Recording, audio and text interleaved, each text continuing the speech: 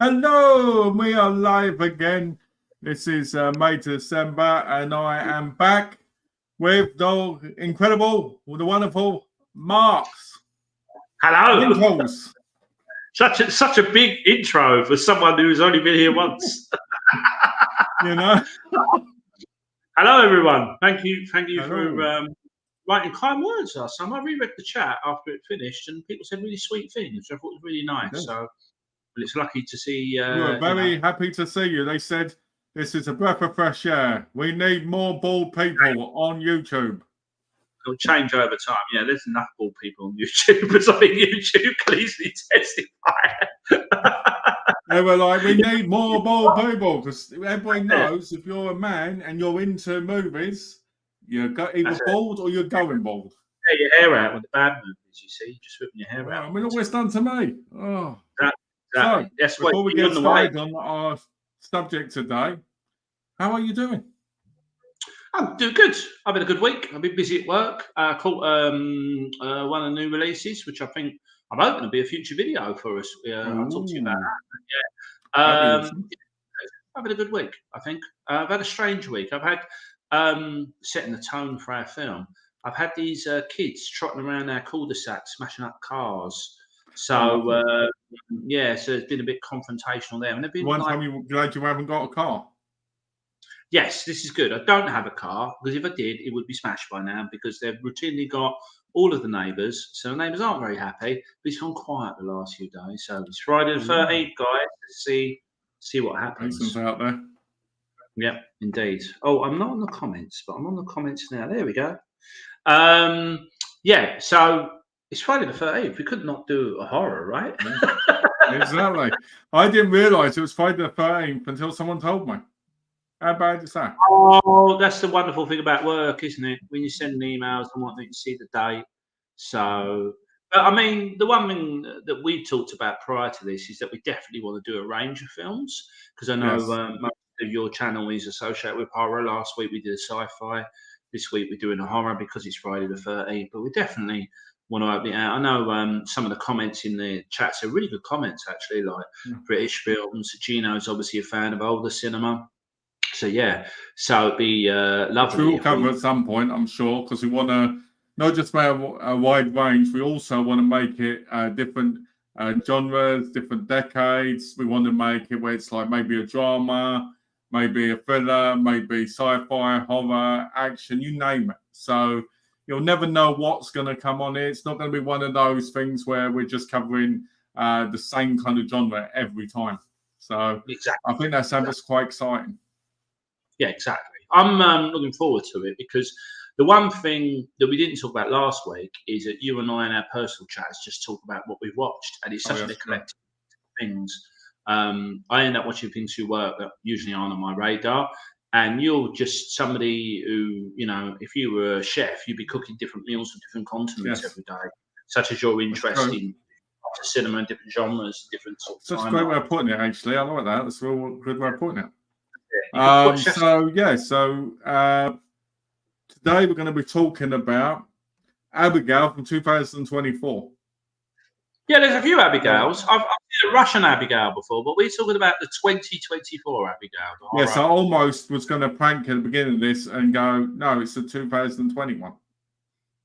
What is the 2021? That's not the Russian one, is it? I don't think. I don't know. Is that the mystical one? It was the mystical ones? Else. I was going to change the whole thumbnail and everything, and then someone watched my movie. Just throw me, and I'm like, and it'd be interesting to see what I would do in that situation. Whether I would just sort of bluff it, or whether I would go, I haven't seen this yet. I've got nothing to say about it. If it's got wizards and witches in it, you could just go, well, there was this wizard, and he got his powers, and that might be the one I saw. I saw in a Russian film season. I saw it. And it was dubbed because I was I didn't see it because I noticed about 10 minutes in it was dubbed, and I went, oh no, I don't want to watch this dubbed. But it's a family kind of thing. So the only thing that Abigail has in common, other than the name, is that they're both the Abigail I saw in this one. A small child is the titular role and the lead. Yes. So and a small child in this played Matilda in the musical. That's right, which I did see. I did see the Matilda musical. A curious one, that one, because I'm a huge fan of the book. I grew up with, we're all, I think all English people are Roald Dahl kids. And so I read the book, and then I saw the DeVito version, 96, that DeVito Oh, directed. with Mara Wilson, right? That's right. I really liked that one. And the musical I thought was fine and all. I just thought, well, I don't need this. I got the other ones. But the one thing I did take away from that film was how great everybody was in it, particularly Arabella Weir, who's quite lucky. She's playing like the title role in 2 films running now, Matilda and Abigail. So, Yeah. And was this 2 a film? very, very different roles, and at such a young age, been so good. And in forwarded her talents as well, because she basically learnt ballet for this one, and she was doing a little what's some Oh, of the she behind the learned it scenes. for this. Wow. That's Yeah, even she learnt. more. That's even more impressive. Yeah, and she's Irish as well. You never guess it from either of the performances, because in Matilda she does this kind of British thing, and then in this she's very American. So yeah, very Hmm. very talented, but great cast all over in this one. Yeah. We'll get on to that later, but Yeah. really really Well, good cast. why don't you say some of the cast now before we get into it?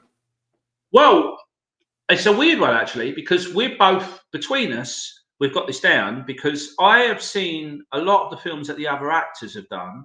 You not so much, but you've seen all the films that the directors have done Yeah. previously, and I haven't seen any of them.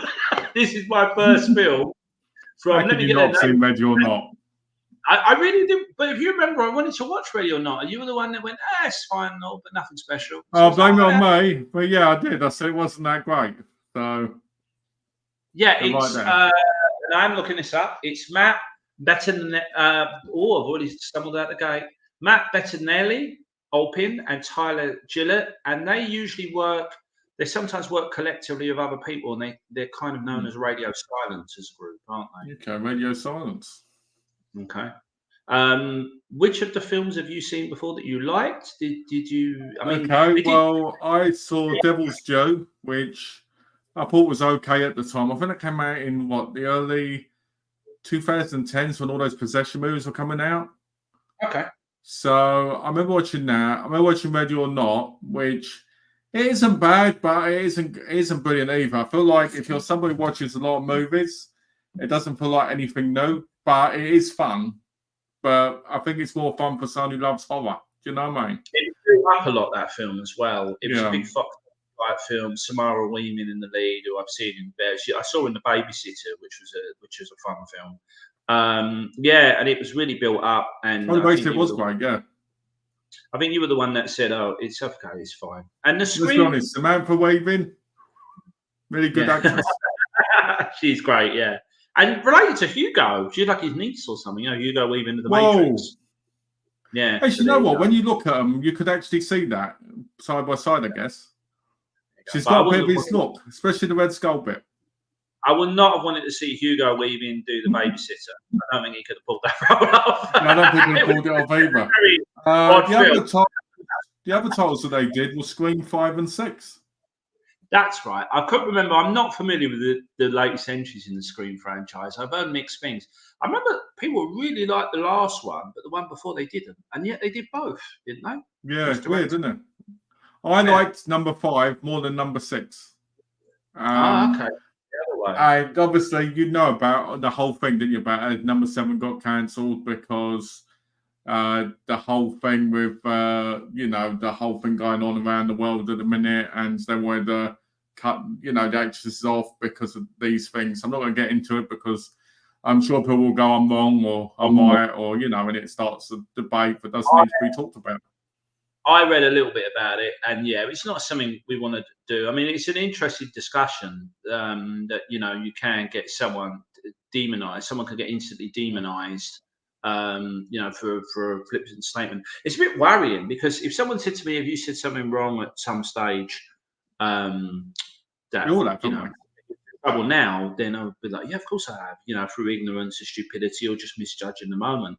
And it seemed that Melissa Barrera, who's also in Abigail, said something to do with one of the many sad conflicts going on in the world right now, and Yeah. it wasn't very well received, and that kind of just meant that that film fell apart. And it might have meant that she might have been absent from Abigail as well, but I think fortunately Abigail was already well into production, or maybe even on release at that stage. So yeah, I it's happening mean, more.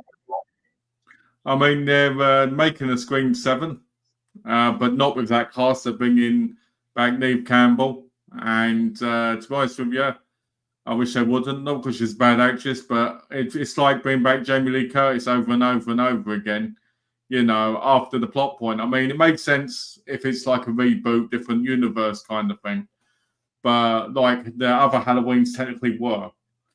But, I feel like when you get these people who now, it's going to sound horrible, but now are a lot older and bringing them back, it's not giving talent from the younger generations as much chance. But apparently, what they're going to do is they're bringing her in with kids, so maybe it's going to focus on her kids, and she's just going to be like a background character in it, like Yeah, lead, but like back to them. So I didn't know that, and it's such a tricky one for me because it seems to be the go-to now. I think the Jurassic Park franchise has done it, and we know that the Ghostbusters franchise has done it, and not quite technically horrors in both of those cases, but this whole thing of passing the baton over to the new. And the trouble is, I think that doesn't help the box office because I think people are just quite fed up with seeing this now. They're fed up with going, that someone like Jamie Lee Curtis will show up in the Halloween film, and most of her job is people will go because she's in it, and obviously Michael Myers' character is still in it. But the whole reason why they're hoping you'll come back is because they introduce these new characters, and I think the audience get really annoyed with that. They just seem to react to it like, we know what you're doing, and no, regardless of how charming and brilliant these actors might be. I mean, the Ghostbusters sequel's got a lovely cast, but yeah, it is this hanging over things, and it's also the Stranger Things treatment that because Stranger Things is a very successful TV series with a young cast, that everyone's kind of copying that. But how do you reinvent the wheel at this stage, especially with horror? It's tricky, well, isn't it? if you Ghostbusters and Halloween, or new Ghostbusters Halloween, have a connection. Paul Rudd, because he was in Halloween 6. Oh, he was. Yes, right. Yeah. I mean, I've seen a few of the Halloween franchises. I've seen a few of the franchises. See different Halloweens from around the world. The Bollywood franchise is great. They sing, they dance, everything. Hey, there was a Freddy Krueger No on Elm Street one in there, so it was, yeah, which I really would love to see. But yeah, I've seen a lot of entries in the Halloween franchise. I've seen some of the initial Scream ones as well. For me, some of them break through in terms of somebody, be down and says you should watch this one. to me, I'll always think the original Halloween's the best one. The other ones, they're okay and they're fun, but to me, the original one has a lot more going for it in the old style horror, which we can get into another day. Because obviously we want to talk about Abigail, don't we? So, and that's a very new horror. I mean, it was a film that both usually with horror, you're my go-to guy. I go to you and I say, what horror's coming out? Do you think they're good? But Abigail was one I kind of discovered on my own, and initially I discovered it because in the UK it's quite rare for a film to get an 18 certificate. I know in America you get the PG. Especially nowadays. Yeah, and I was kind of like, why is this Abigail that's 18? And why have I got so much publicity on it arriving from my work? And I watched a trailer for it, and the trailer completely won me over. It was a fun trailer. I mean, we'll get into the marketing in a minute because that's been quite a thorn in some people's sides. But the trailer did win me over, and so I did see it theatrically on release. I didn't have a good viewing experience because of the cinema I went to, so I rewatched it to prepare for this. Definitely enjoyed it a lot more the second time round, with some reservations because it's had some really, really good reviews, deservedly, I think. But yeah, there were definitely aspects of it that I thought weren't working, that I thought could work better. One of the things, to bring it back to something you said earlier, that is absolutely firing on all cylinders is the cast. Really beautifully cast. Melissa Barrera is someone I've seen. You've seen her in the Scream films. I saw her in The Heights, and I saw her in a film that got a tiny release here called it was a version of Carmen, the opera, where she was Carmen and Paul Mescal was the lover, and it was very kind of Almodovar-esque. So she's another actress who's definitely trying and doing different things. Catherine Newton did another film this year that no one saw called Lisa Frankenstein. Did that put upon your radar, that film? Oh, that did pop up on my radar.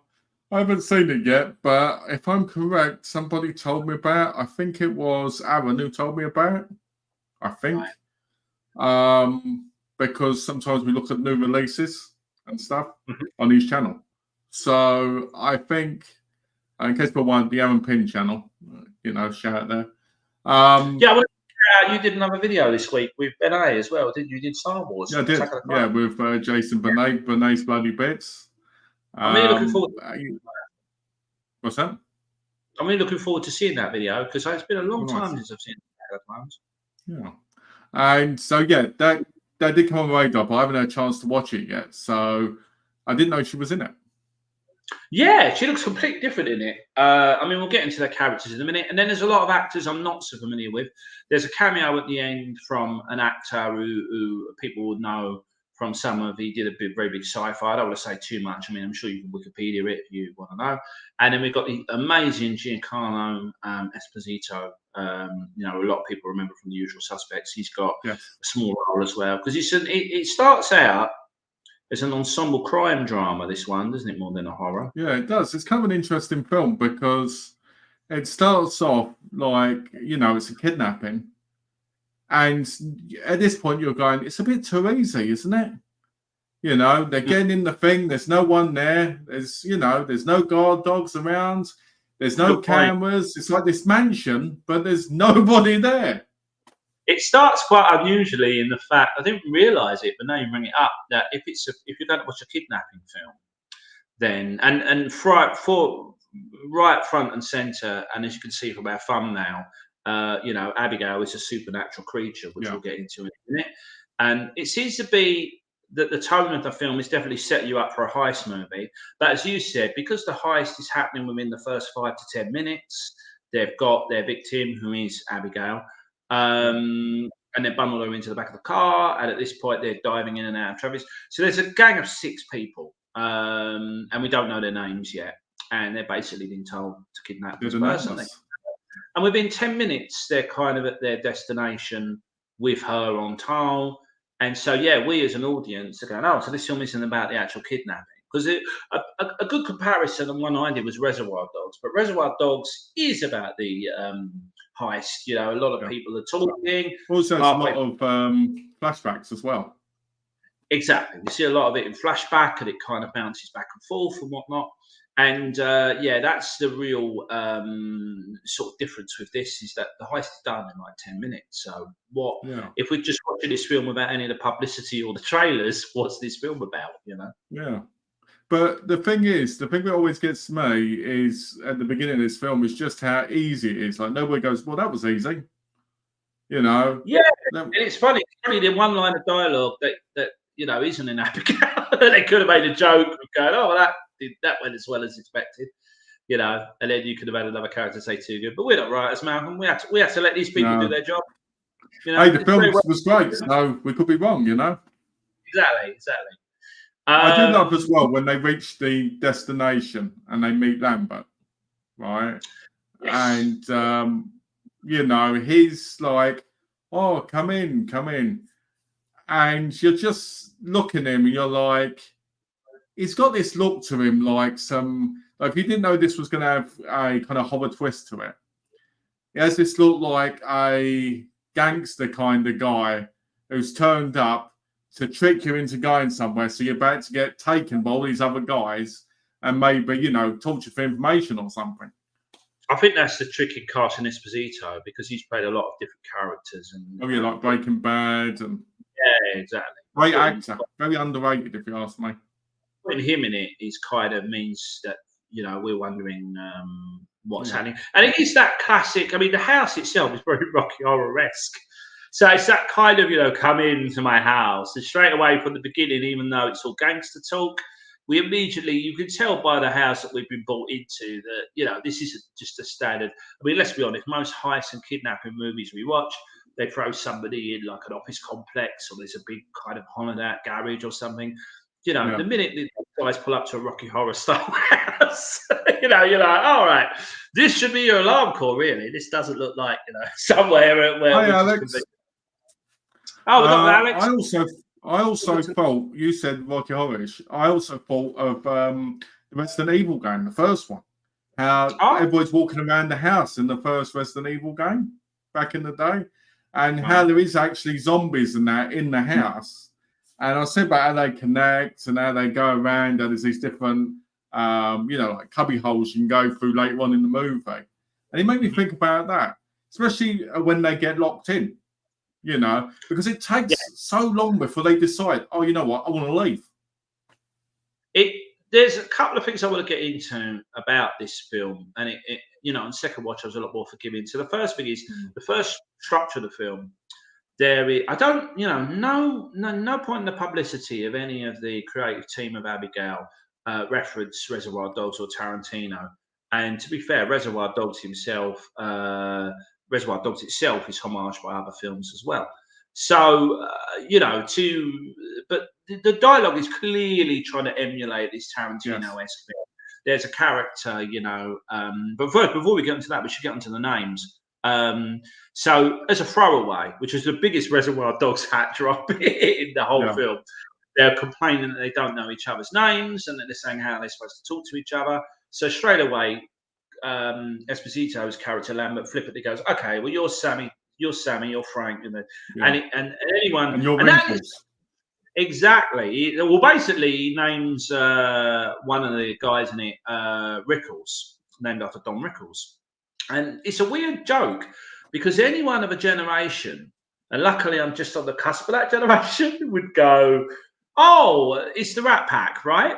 But the kids that this film is aimed for are not going to know that, which is so strange, That, you're right, Aaron.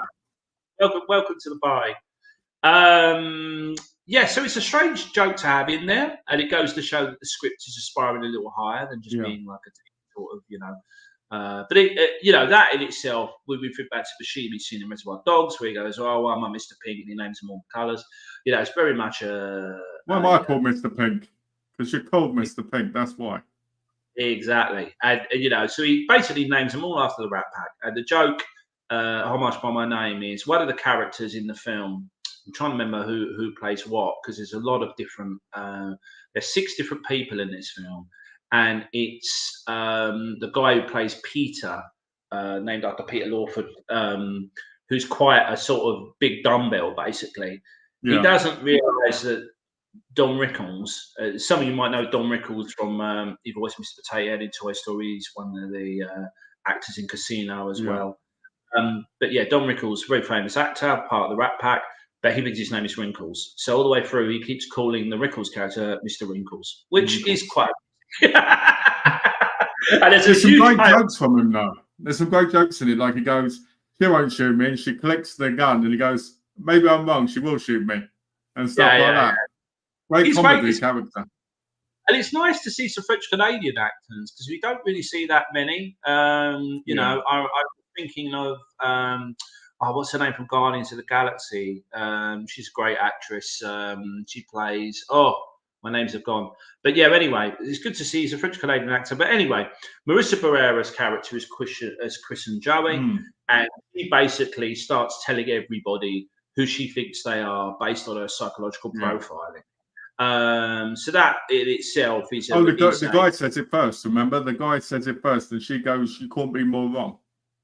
Exactly, and she basically is able, and so you get this kind of playful dialogue, which is again very Tarantino spirited. Nice little bit of trivia there, and I'm sure that is a lovely bit of trivia. Thank you, Aaron.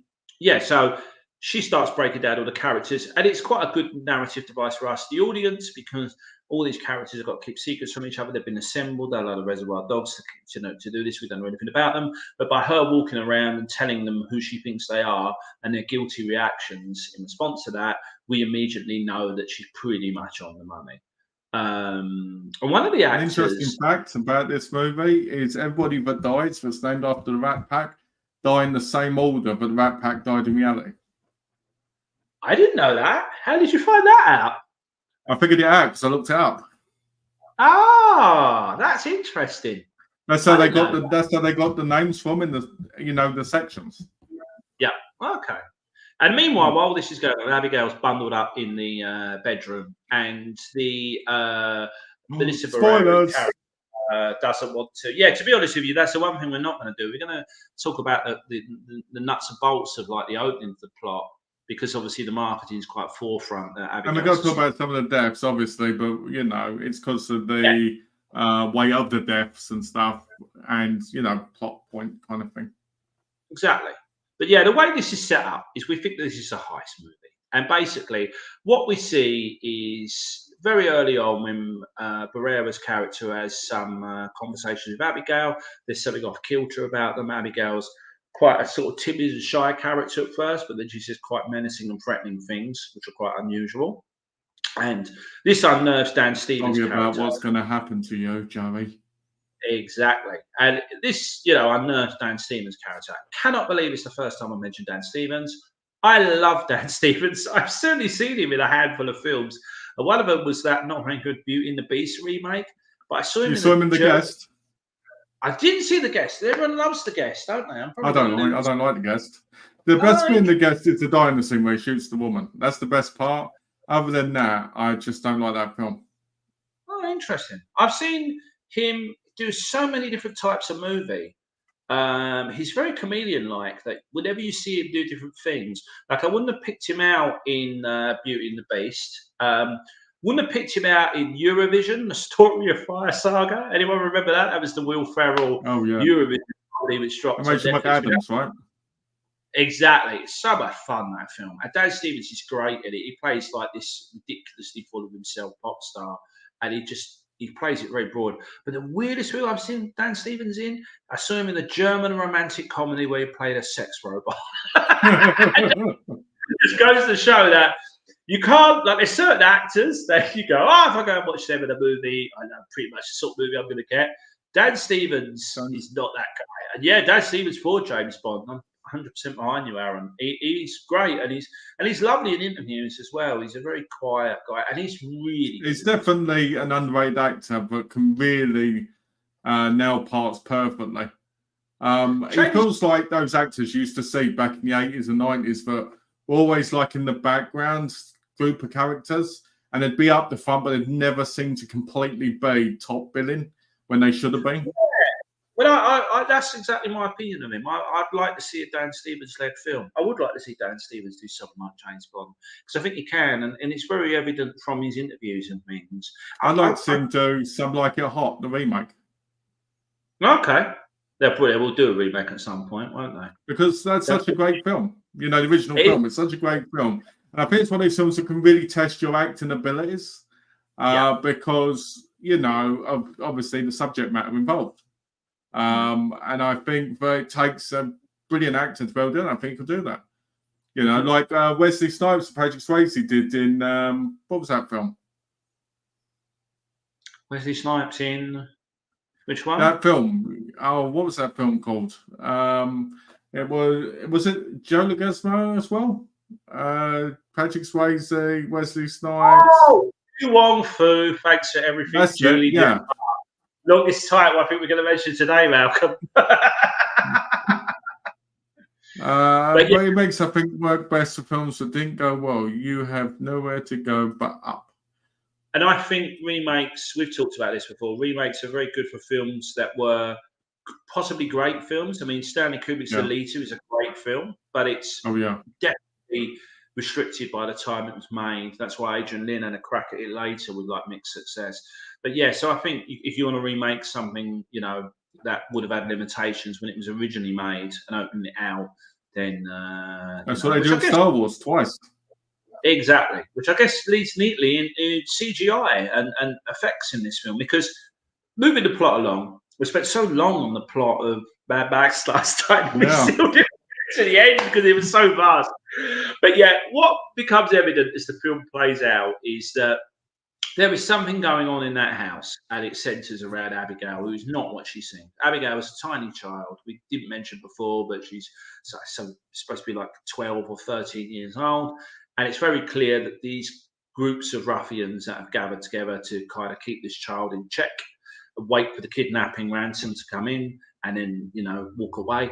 And the other thing that happens is they start to find out via Abigail little facts like who her father is, which immediately terrifies them to urban legend. Yeah, Malcolm Lazar is his name. And they find out that he's kind of got all these urban legend stories about him. And we, as the audience at this point, even if you're not familiar with the publicity of the film, are just waiting to see, what happens in terms of how Abigail is going to dispose these people, who's going to be left, and who isn't. And the film plays with that as well, with some Deep Blue Sea. If people are familiar with the Deep Blue Sea film from the 90s, where one of the big actors is set up for like a lead role and he disappears halfway through the film. And there's a lot of fun things in the writing where the actors, where they say, we're going to look out for each other, and it's kind of a moment where, but again, I don't want to get too spoiler heavy because there's no fun in watching a film if we blow over a little thing. And there's a lot of unpredictable things in this film, yes, particularly if you haven't seen the trailers. I do like the moment where Pearl start disappearing, and I like the idea of you're like, hold on a minute, she's upstairs, so it can't be her. It can't be her. She's upstairs, and who else is in the house? Who else is down there? Who's grabbing the guy? Sadly, the guy that passed away. I wanted to talk about Angus Cloud. He was a Euphoria actor. I haven't caught up with Euphoria yet, but even before preparing for this, I always look up the actors and the creators before after seeing a movie, and it was so sad to read that Angus Cloud passed away, even as a dedication at the end of the film. He's the guy in the film called Dean, and he's basically, there's two like comedy idiots in this film. One is definitely played very broadly and brilliantly by Kevin Durant, and Angus Cloud is more like this wannabe kind of gangster. We don't know if he's the real deal or not, but he talks in a very kind of, exaggerated, slow-witted kind of way. And he even rides on a little bike in the house, like he's kind of a bit like a man-child. But like a mad child, he's the getaway driver, and he's really great in his scenes as well. He's a lot of fun. I enjoy working with him. Euphoria is one of those shows I need to say. I think that doesn't he date Sydney Sweeney's character in that? I don't know. I haven't seen Euphoria yet, which is terrible. Everyone loves Euphoria. In it, Zendaya. It's coming back, isn't it? They're doing a third season with all the original cast as well. Which is lovely because all those casts have skyrocketed off the back of it before. But it's so sad. Imagine how much money they're paying now for them now. Oh, I bet. But yeah, it's sad because no, go on. That actor that you just don't know what he would have. We talked about this when Philip Seymour Hoffman passed away. It's very sad. I mean, we lost James L. Jones this week, which is absolutely mortifying. But that's an actor with just such a great body of work from everything. Star Wars to come into America to the stuff he did when he started. The best of the best.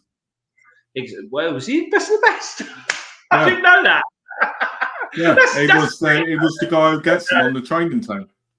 Oh, that's great. So that's an actor at the end of his career. He's got a huge body of work. It's so sad to see him 93. Even though it's sad to see him go, at least he's got a legacy he's left behind. Unbelievable. And that's the sad thing about actors like Angus Cloud. You just don't know what they would have gone on to do because they were taken from us. And the other guy, what was his name? The one who died, who was in Green Inferno. Yanton. Remember the car ran him over, the car that he was working on. He was in Green Inferno. He was the lead in it. He was inside the Star Wars. Oh, is it Anton Yelchin, I want to say? That's it. Him, yeah. Another guy was on his way up and... Yeah. And there was actors who worked with him on that movie who just couldn't talk about, working with him. It was so sort of, heartbreaking. His car went back on him when he was working on it. Yeah. So, what's the chances? But it's quite weird that, this film has a lot of death in it, but then the actual real death, the behind the scenes, is quite sort of sad. But not he was the first one to die in the movie too. He is the first one to die in the movie. And let's talk about the horror in this film. So earlier on, I said I thought to it because it was 18, and I was like, wow, what goes on in this? But yeah, this is a bloody film. No? It's very bloody.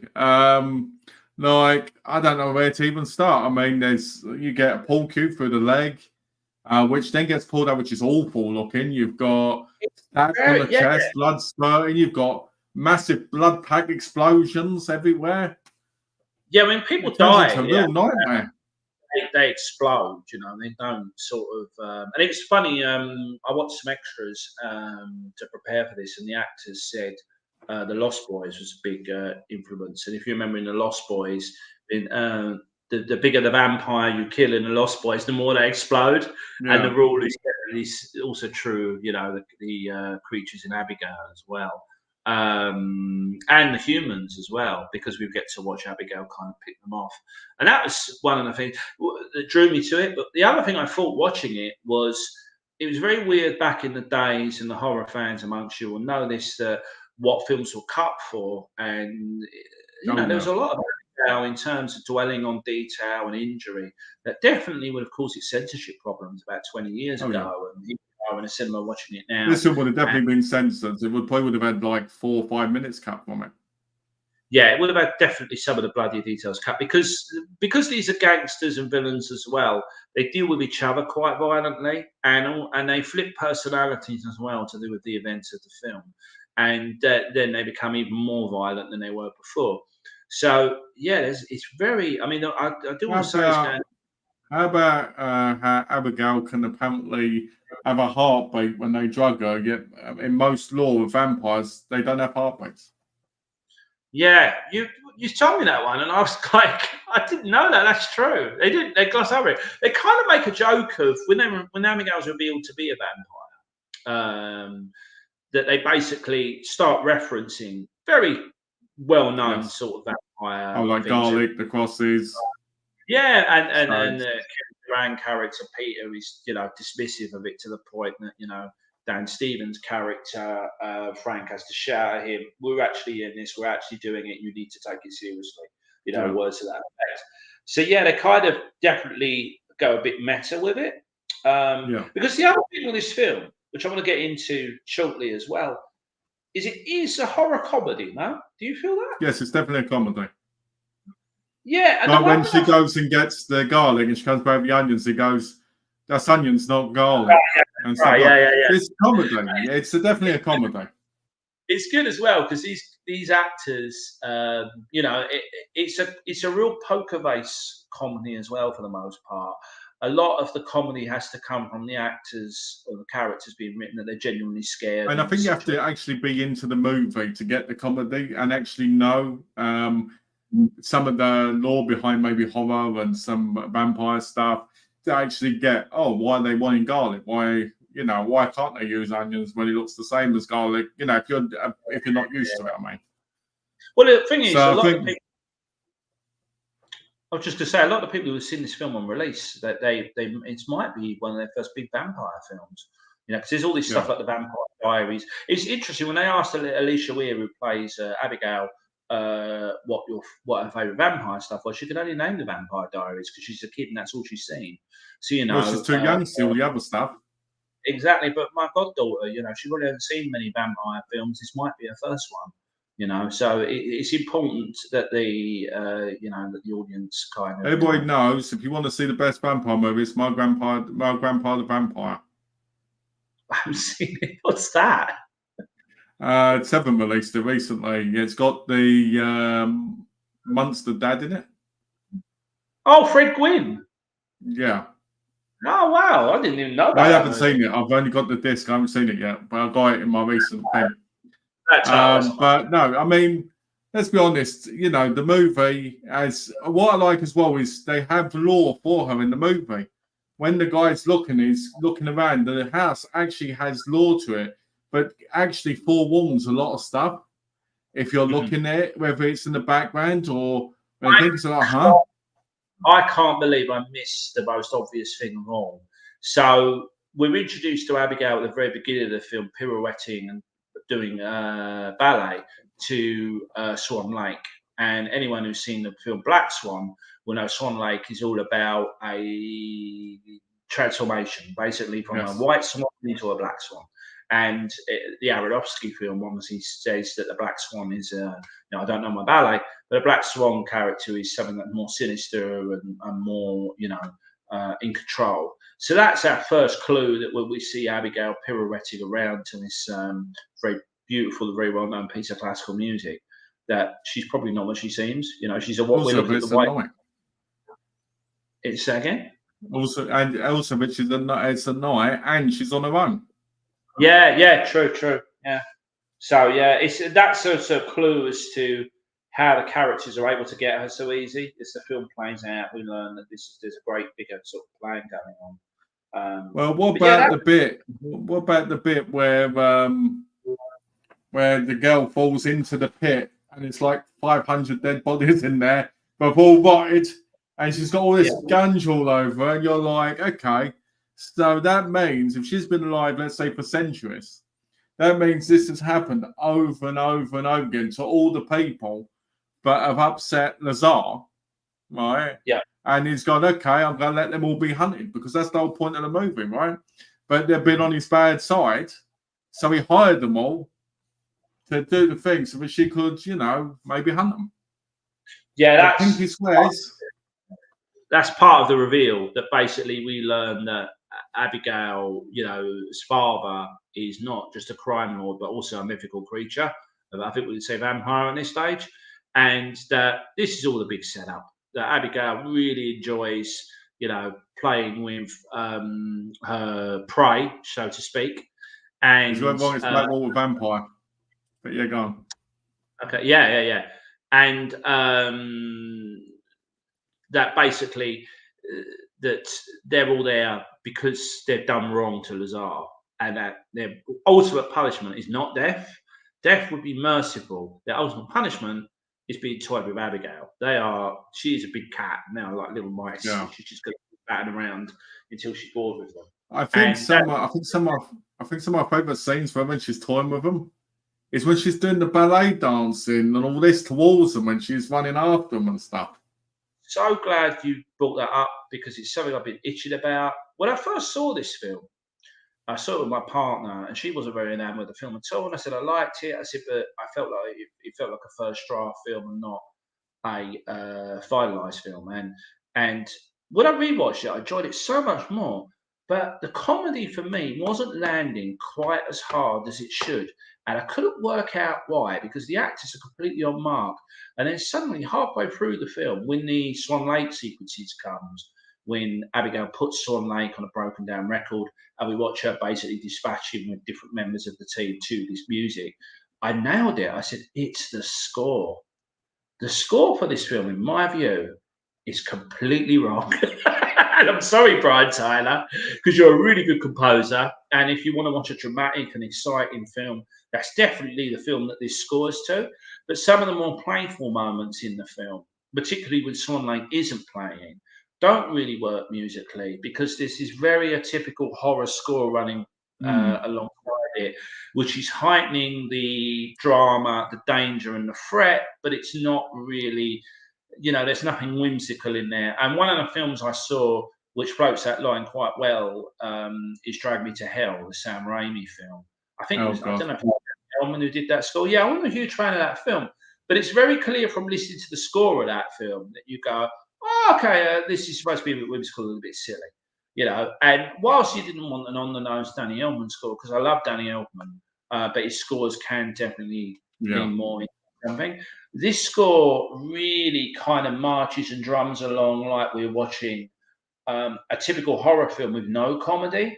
So it means that the comedy doesn't work quite as well as it should, even though the actors are doing its best. And some of the lines they're given are great, which is why when I saw it with an audience of about 20, 30 people, they all seemed to be enjoying it and reacting and gasping when the horror stuff happened, but no one was really laughing. So yeah, I do think that the score doesn't do it any favors.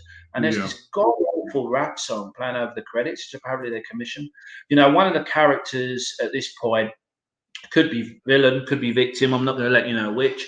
Has been through hell and back, and we see that character, walk away from the situation. And at this point, this is a great moment to drop a track that kind of would encapsulate all the characters have been through. Or you know, They should have played "Good Golly Miss Molly."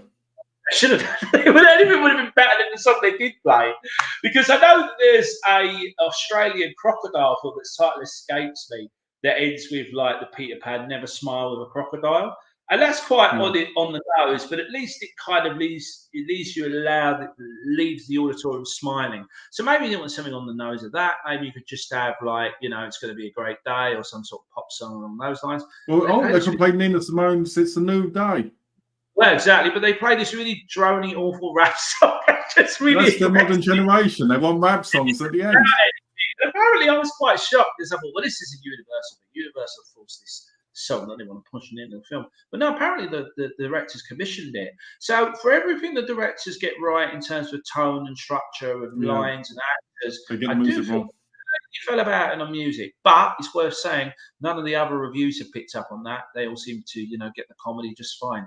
But I would have loved to have seen this film with a different score, and that's not because he's got a bad score. I think Brian Tyler's score is great. I just feel it's for a different film. I feel that it doesn't really belong, and I feel it's what hurt Abigail, definitely for me, that it didn't open out some of the more comedic, you know, you know, violins and things for Abigail's playfulness would have been much more welcome, because I think the Swan Lake sequence works really well because Swan Lake is playing, and when you watch her attacking everybody to it, it's a lot funnier. As soon as the music becomes that generic horror music again, the comedy isn't as strong.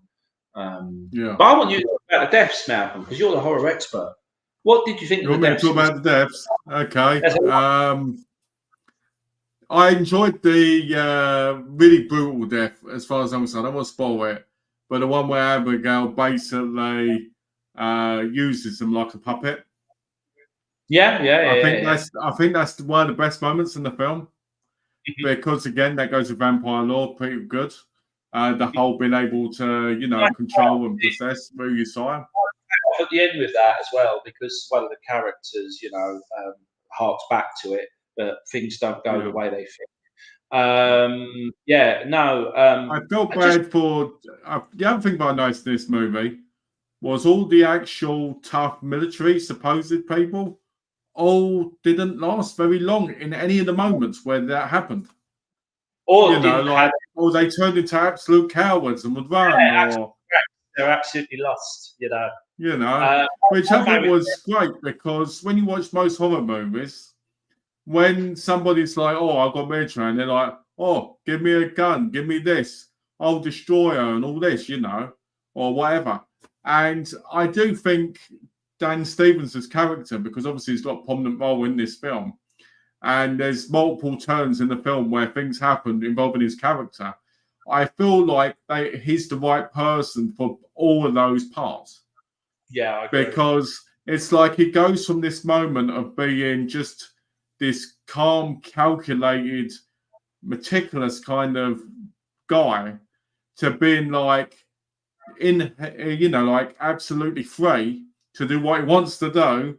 And it's like he's still scary, but it's like up 6 notches to the moment where you feel like, oh, but then again, he's still got that overconfidence, which he had when he was just himself, So I think the kills are good in this movie. I like them. I think, but they're not as good as you'd expect in most of these kind of films. But I think that's modern horror movies for you. They're either over the top or they're underwhelming. But I think a majority of them are brilliant. A question I'd like to open out is just what movie has the best kills, and the one that springs to mind, Dead Alive for the Americans out there and Brain Dead for everybody else. They're one in the same film. Jackson's early film, and that's definitely a really good one. It's like a huge cornucopia of bizarre deaths and silly deaths. And I just thought that I'd have really liked. So my favourite death was a moment. It wasn't even a death. It's when Abigail uses a piece of vampire lore and ridiculously attacks somebody with it, but it's a tiny thing that she's doing. Yeah. And because she's basically got this symbol that's supposed to protect them, and she just basically throws it back in the person's face. But well, no, I'm going to actually use this to torture you. And I thought that was really funny. And again, it worked really well because the Swan Lake music playing behind it. And I just would have liked to have seen more of that. It definitely goes for the full Peter Jackson, let's explode everybody all over the place, which definitely makes for a lot of fun.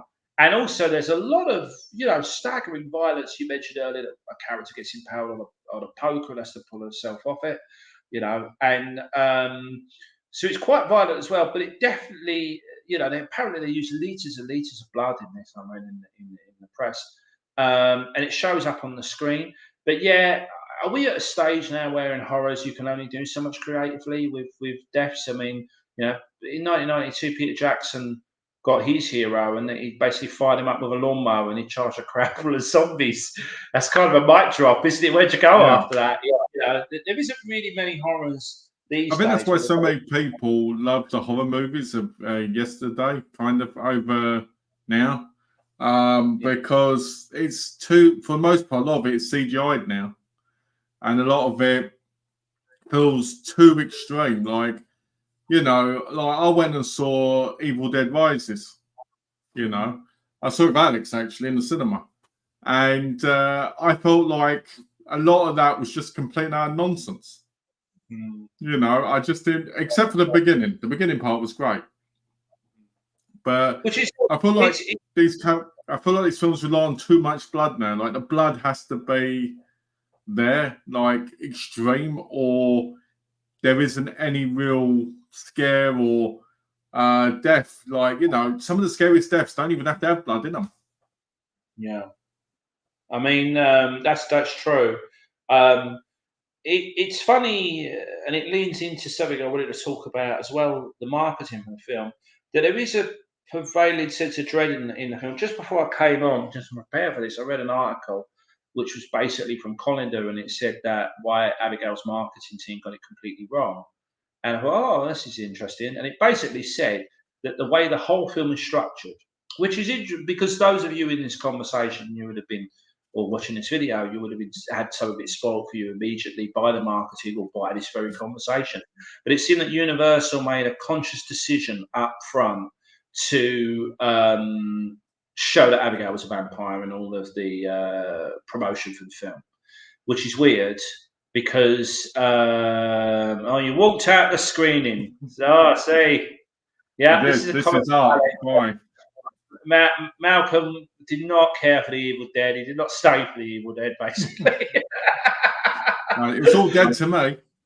It was dead. It's dead on arrival. But yeah, and so yeah, and it's interesting because I didn't watch the film with that in mind. And if I had done, I would have probably worked out. Yeah, this article's kind of right because the whole way the film is set up is we do not know that Abigail is a vampire. We have a conversation 20 minutes in between Melissa and Abigail.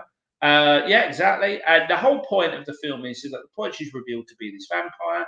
We know who's killing people in the house. And the whole structure of the first act of the film is about secrecy. We don't know anyone's name. We don't know why they're there. And because we don't know their names and why they're there, they could be actually killing each other. So, this article basically said that if they'd have hidden that, it would have been a lot more exciting for audiences because they would have watched the film unwrapped in a way that they didn't predict. And they gave out examples, most recently in Longlegs, of a film that did that very successfully in the market. I haven't seen Longlegs yet, but apparently, I know very little about Longlegs, and that's deliberate because whatever, that film is about has been carefully kept out of all the trailers and the advertising. But then the next question is, how do you get, because if you would have led with marketing for that film, you would go two directions. You make it look like a crime thriller where people are dying, or you do what the Abigail team actually did and make it straight up front that she's a vampire. And if you do the first thing, you're going to get a completely different audience that might not want that film. Well, we've got a little bit of trivia here from Aaron. It says, to be frank, the original child of the film is Dracula's daughter. It's a reimagining of the Gloria Holden film. It only got named Abigail after Megan, which makes sense. Yeah. Well, yeah, it does make sense. Because if you look it up, it does come up as Dracula's daughter as well. Exactly. But the weird thing about this is that the other thing that does that kind of faults that the argument that Colin were making against the marketing being wrong is that Universal have been very active in saying that they want to do monster movies, and this was indeed created as Dracula's daughter. I funny reading the plot of Dracula's daughter. We need Gino. for this one. You know, the daughter is an older woman and a femme fatale in that film. I can tell you about it, actually, because I watched it recently. Oh, well, there you go. It's completely different, isn't it? There's not a child in it. Yeah. The Dracula. The interesting thing about Dracula's daughter is this, right? The woman was stunning. She, I cannot remember the actress's name. I'm sure everyone knows the actress's name. She was stunning. She returns home because she has to, you know, get rid of Dracula's body. She comes home, falls in love, but if you talk to other people, most people they'll just say, "Oh, you know, she was a stunner." But it was definitely, it definitely was a classic in its time. Not in the sense of, you know, bloody, violent, because it was a very slow kind of thing, but very important. Yeah. You know, I was hoping that Abigail, if it was Joe's Daughter, was a remake of the Jess Franco version. I haven't seen the Jess Franco version, but the minute you say Jess Franco, I'm like, wow, imagine where that goes. I would hope Alicia Weir is not in that version, that's for sure. No, of course not, because I've been like, I think that was in like the late 70s, 80s. But yeah, I'm glad they dropped the Dracula's Daughter thing for two reasons. If the calendar people throwing their toys out the pram that they gave away too much in the trailer and the advertising, and I think calling it Dracula's Daughter might actually ruin two things. One, you would know immediately what the film is, and two, the film has nothing in common with the treatment of Dracula's daughter. You know, you would automatically assume it was a remake, and the character there is a Dracula character in the film is not called Dracula. So very true. Yeah, and it was very important. None of that is in this because they wouldn't put it in a film at all where the protagonist is supposed to be a young girl, but they certainly wouldn't. Well, there's no reason to, is there, in this movie?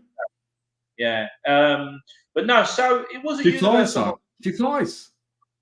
Oh yeah, that's true. That's true. Right, remember the stairwell bit? She flies up for like a second. The ballerina stunt stuff and the attacks are a lot of part of, you know, the bigger parts of the. Well, what I like about that is, you know, a lot of people, I don't think were as keen on that, but I liked it because the way I thought was that it's still a kid, you know, even though she's been a vampire for centuries, she's still a kid. We see that in seats towards the end of the film as well, because different things happen to the protagonist and they end up in different places, and the child in her starts to come out through different situations. And I really want to talk about, because there's a lot of things I've discussed that I thought could have been better in the film. But one of the things that couldn't have been better is the ending. The biggest problem a horror has when you go in is you know where it's going to go and what's going to happen. And for me, I thought that the last act of this film was really smart. It really flipped characters on its head and moved stuff around like chess pieces on a board. So we wasn't getting exactly what we expected, and we got to do a bit of a dance ourselves with the fates of what would happen with some of the people. So you put your tutu on and danced, did you? I did. I danced exactly like she did. Pirouetted, spun around. Well, if I did that, if I tried doing ballet like that, my toes would break instantly. I did ballet at all, then we will come to the ballet. Well, I can tell you, Donna did ballet. Donna did ballet years ago. Okay. And, well, she tried to. And she did some classes. And she said it just wasn't her because she didn't have, I wouldn't say the fitness for it, but just didn't have, you know, the ability to have the, and I think the teacher was hard on her because she couldn't, you know, do certain things. Right. So she ended up giving that up. I believe it was something like that. I could be wrong, but it was something, you know. Which is even more impressive that Weir took this on as part of the film. Like 12. Yeah, because it would have, you know, it might be something that she never uses in any of her other roles. But yeah, it's another feather in her bow. But no, there was a lot to like about this film. If I could talk about the things I didn't like, I didn't really like the score because I thought it belonged to another film. And I did think that it was probably about 10 minutes too long, which is a common problem for most movies. Watching it again, it felt a bit too long. It needed to be tighter, I feel. You want to build up to something. I think the film did that very well. Well, let's be honest, it takes like an hour before she even comes out as the vampire. 50 minutes, yeah. Which is another thing that ties into the fact that maybe, because this film didn't fail. We talked about Furiosa last time, and Furiosa, against its expectation, definitely in the eyes of the industry, did fail. Whereas Abigail, Abigail has done quite well. Oh, hello. So yeah, we got somebody else in the chat, but yeah, Right, Abigail. from Aaron's channel. Oh, fantastic! Welcome Yeah. to the party. But yeah, it did make money, this, but it didn't do as well as everybody thought it would, because a lot of other horror films like Megan have come out and done equal business and not as well reviewed as Abigail. And so it's interesting that the film that they were trying to make, in terms of its structure, in terms of, you watch the film and try and take out your mind that you already know what's coming, then you will definitely feel that it's gearing towards something more mysterious and more. I mean, back in the day, which is the sad thing, someone might have found this film on late night television and boredly watched it and gone, "Oh, this is a vampire movie. I didn't know." You know, they might start watching that film and know where it goes. But we don't live in that world anymore. Anyone who's going to select this on Netflix is literally going to get a thumbnail on the Well, let's be description. honest. Let's be honest. Nowadays, by the time it's even on Sky Movies, it's been out for like 2-3 years. You know. Yeah. I remember being a kid, and I think this is the truth for most people. When you were a kid, most of the stuff you originally saw was on TV late at night, you know, constantly, and you'd find it. And that's how I found some Jean Rollin movies and Franco movies back in the day, though they were cut. And go, what is this? This is weird. There's a woman running around, and Cameron Crowe talks about it on the Vanilla Sky DVD, which came out just on the right side, you know, way before streaming. And he talked about the fact that most people are going to watch this film on television. And it's true, back in circa 2000, a lot of people, you know, would have seen it on television. But now I don't think that's true of Abigail. It's become a big streaming hit, Abigail. It's very big in America with Peacock. But yeah, it didn't do what it should have done in the cinema, and it did get good reviews. And it definitely deserves to be seen. I think it is hitting most of its marks. You know, it's on point, to pick a ballet cliche. It's a good modern horror movie compared to a lot of the others. Exactly. So it's a yay, even though it should have been a 4K. I think a yay, and you know, I don't know if you want to talk a little bit about the next video. Yeah, I definitely would say, because I believe Abigail was 4K shot and 4K mastered, so you should be able to buy a 4K. But you can't. So you will have to buy. Same with a lot of them. Immaculate, Blu-ray only. First Omen, Blu-ray only. It's becoming a big thing, especially over here. I can't believe that you watched, what was it, the Sydney Sweeney romantic comedy. You said that was DVD only. And that DVD only, yeah, which was mental. Yeah, no strings attached. You go, look, that's crazy that you can only watch that in standard definition. You know, and, what was this? Raph says, 2000s, yeah, I was born. I'm 24 years old. Well, you're young. Have you seen a lot of vampire movies, Raph? Or is this going to be one of your first? But the minute he says Vinegar Syndrome, well, this is Alex, then you know that Alex is a lot of vampire movies. But yes, they're doing put out for some horror, but for Friday the 13th. I bet I've got all those horrors. Friday the 13th is on Blu-ray by Arrow Video. You mean the remake 4K? Yeah, that's just come out, that and Torso. They're coming out this month. So, you know, talk about the next video while we're, in case we get some more comments as well to answer. So the next video is going to be on Monday, and it's going to be very different to this one. So we're going to be talking about physical media.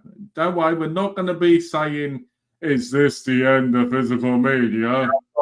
No, we're not going to be doing that. But what we will be talking about is we'll be talking about physical media as collectors.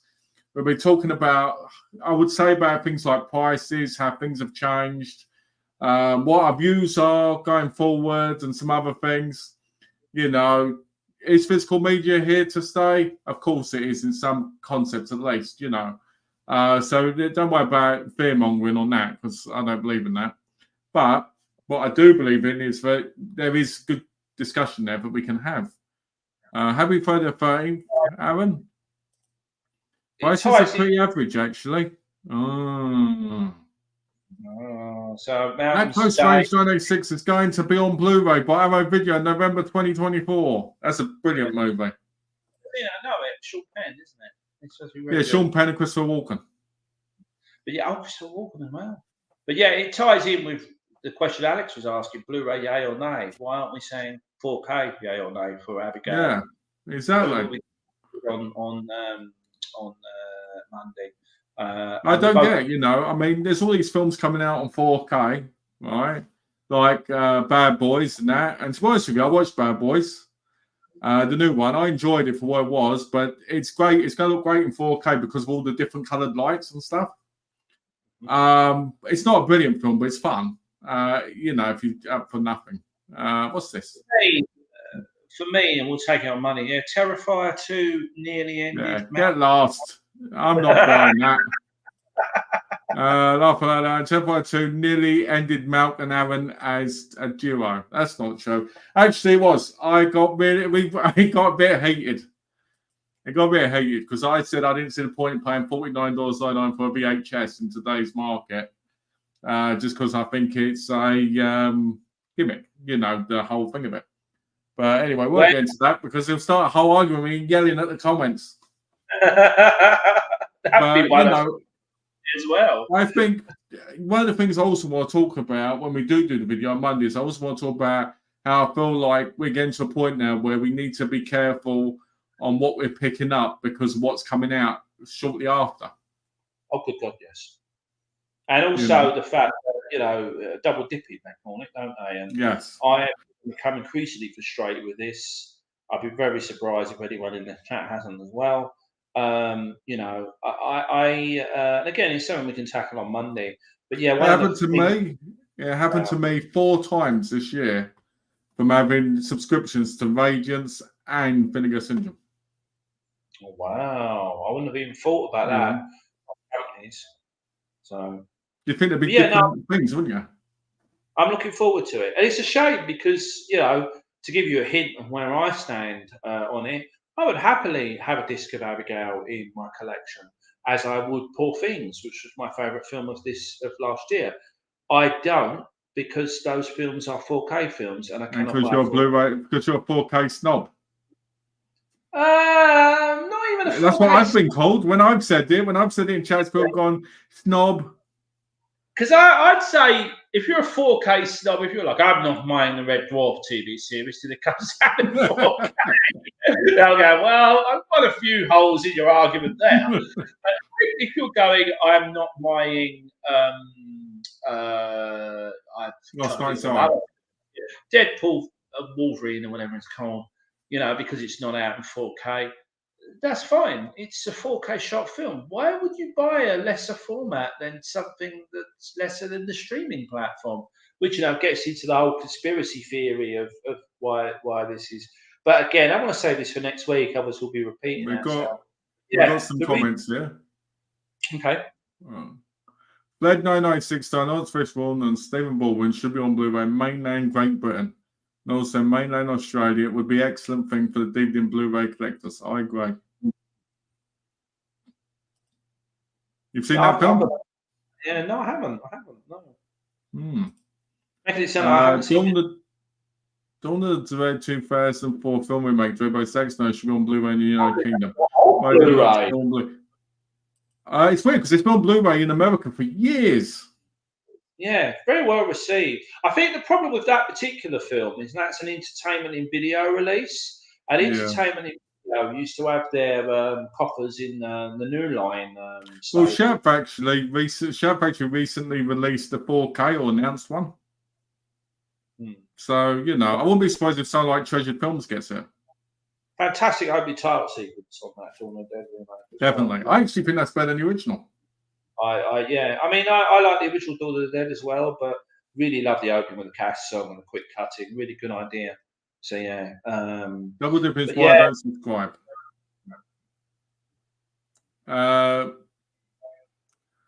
That's not true. The reason Aaron doesn't subscribe is because he can't get him shipped to where he is. That's why. Alex says the worst is buying same from USA, for example, in the UK they will release it 2 months later.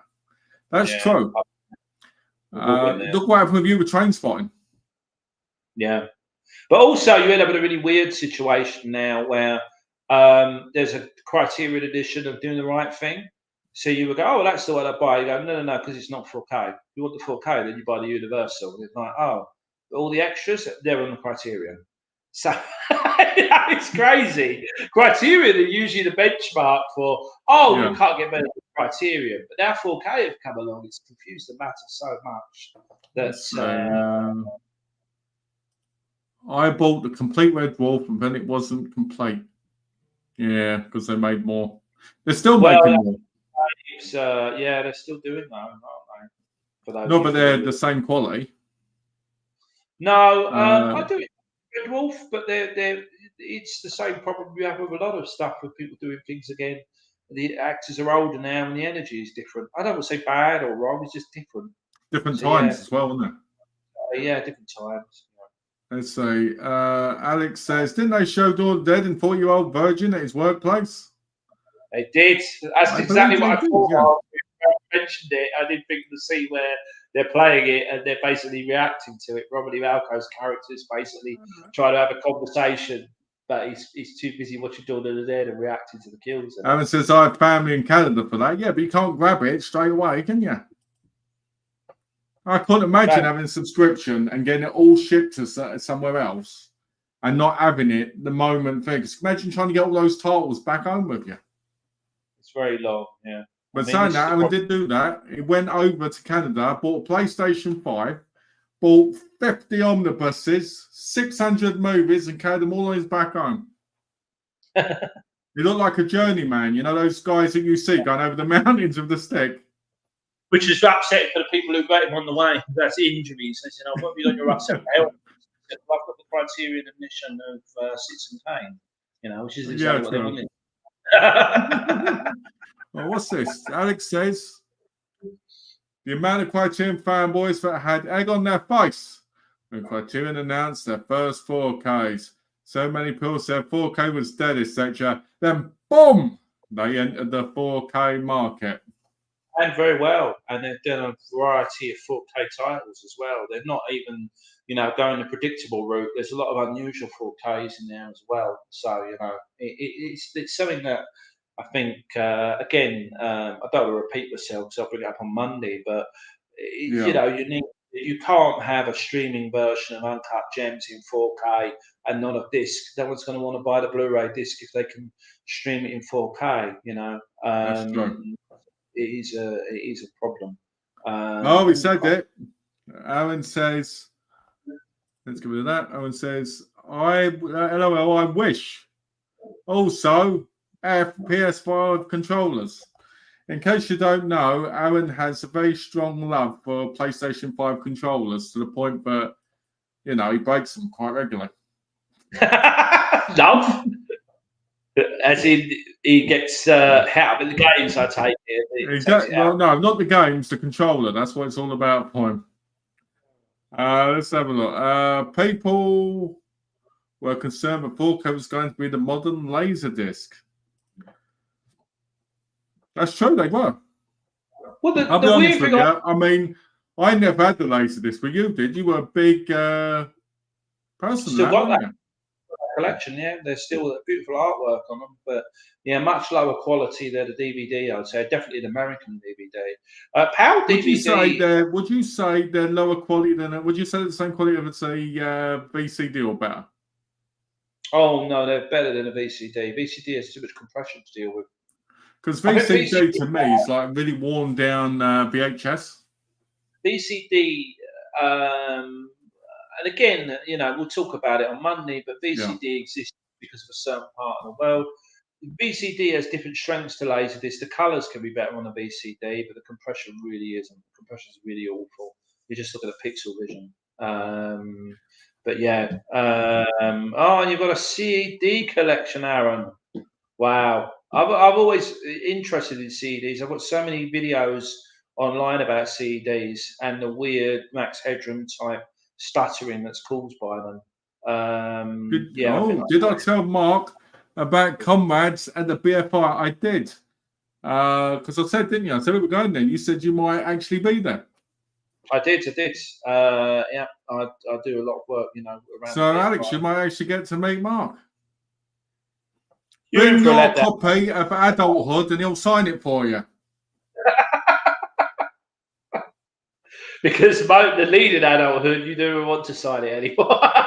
No You know what you do. What you do is you get it signed, and you say from the back of the bald head, "There you go, marks, wrinkles." I am bald in that as well, aren't I?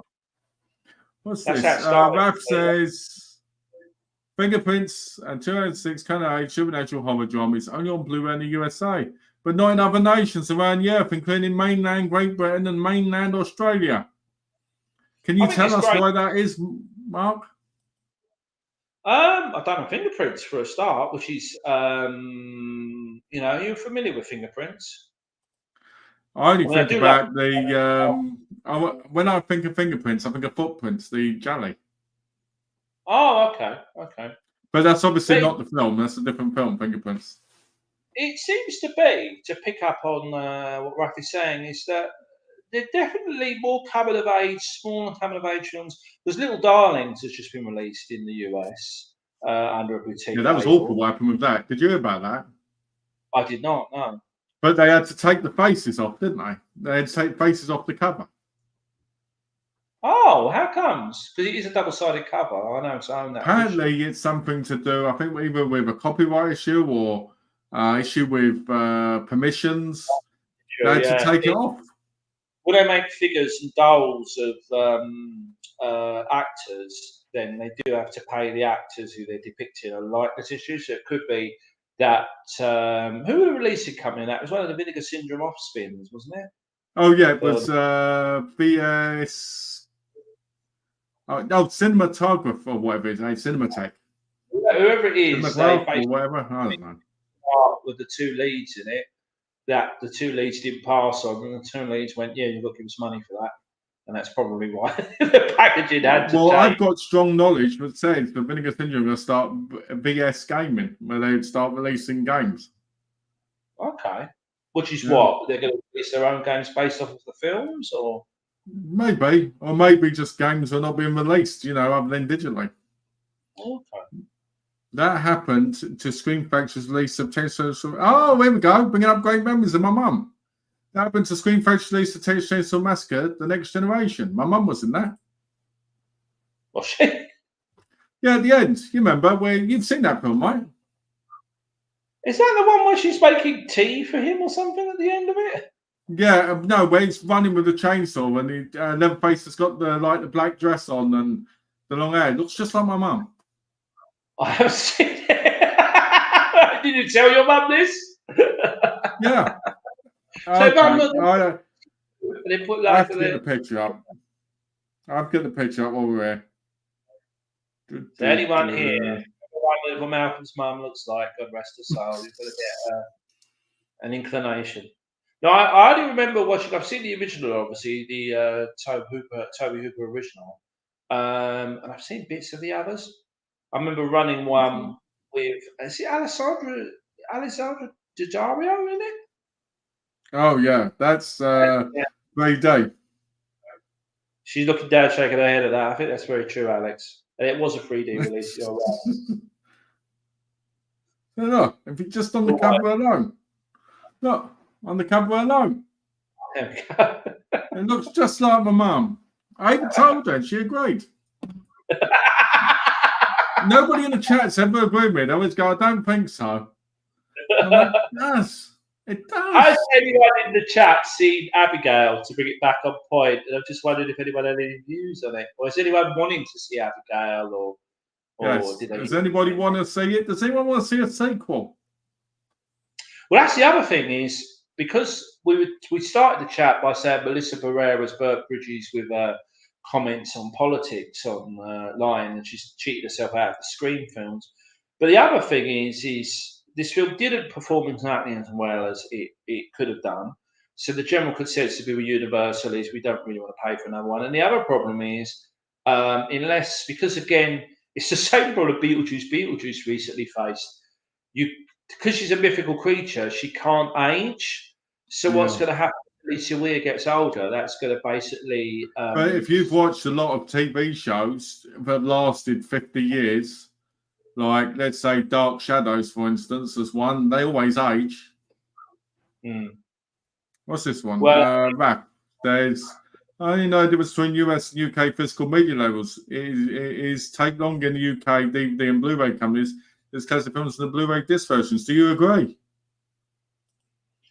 I think there's a If they're lot of not the work. BFI, if they're not the BFI or like classic label like that, I do agree. It does take a while. But normally Indicates. BFI are quite on the ball with it because they're a great film label. Well, the other thing is as well is that Indicator and BFI, most of the stuff that they're buying to distribute is not owned by them. They're owned by other studios. They have a The problem licensing with deal. Indicator now for me is I love early Indicator. But Indicator now, they seem to be getting more, I don't know, seems more kind of, stuff you'd know, but isn't older stuff or older British stuff. And I prefer the British stuff they release. Like Well, it'd be nice. Confessions. Stuff. Yeah, exactly. I mean, it's good that they're picking up neglected titles. That's for sure. Because there's no reason why we shouldn't see those at least in high definition. I'm sure one day we will do a video talking about the Confessions movies. I'd love to do that.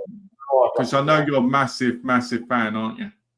I'm a fan with reservations. I mean, I grew up with those films. I don't want to pretend that they're like Citizen Oh no, I don't Kane. mean like there isn't any issues with it, but I mean, because you grew up with them, you were a big fan of them in that aspect. I do think it's quite nice actually because the reviews are coming out for the Indicator box set on both sides of the pond, and most people are saying, "Look, these films aren't as bad as people say they are." So yeah, it's interesting. Does Fob carry Indicator titles? Not that I've seen. No, I think they do, but they don't carry all of them. I've been in FOP, and they have got some on the offer, but I didn't see the Confessions box set in there, so I'm curious. Okay, well, I'll meet you at FOP, and you can buy me the Confessions box set, yeah? No. No. We're not that rich. Not nice, is it? Let's have a look. What's going on here? Marks, what was the scariest horror movies from Italy, France, Japan you saw in your life? You could tell you have been real leading me into watching a lot of old Italian giallos, especially. And it was nice watching Profondo Rosso, actually, Deep Red, because that's really structured. The one thing no one talks about up front with giallo is how Hitchcockian it is. And I do, because they are very bloody and they're definitely shot in a very Italian way. And they've definitely got very depends on them. But yeah, the one thing no one told me is, but they're structured like mysteries. So, you've got a lot to unravel. Which is really cool. And the gore. But yeah, I'm trying to think. I've seen quite a lot of Italian horror via you. The one I saw that was really, do you know what? I'm going to dial it back to something when I watched when I was younger. Back in the days when we used to rent VHSs, because I am that old. I remember renting like an old Polygram VHS, and it had a trailer for the church on the front. Which is the church.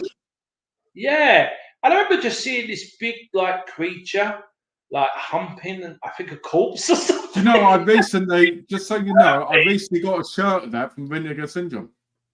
What, of that image? Of that image, I was wearing it today.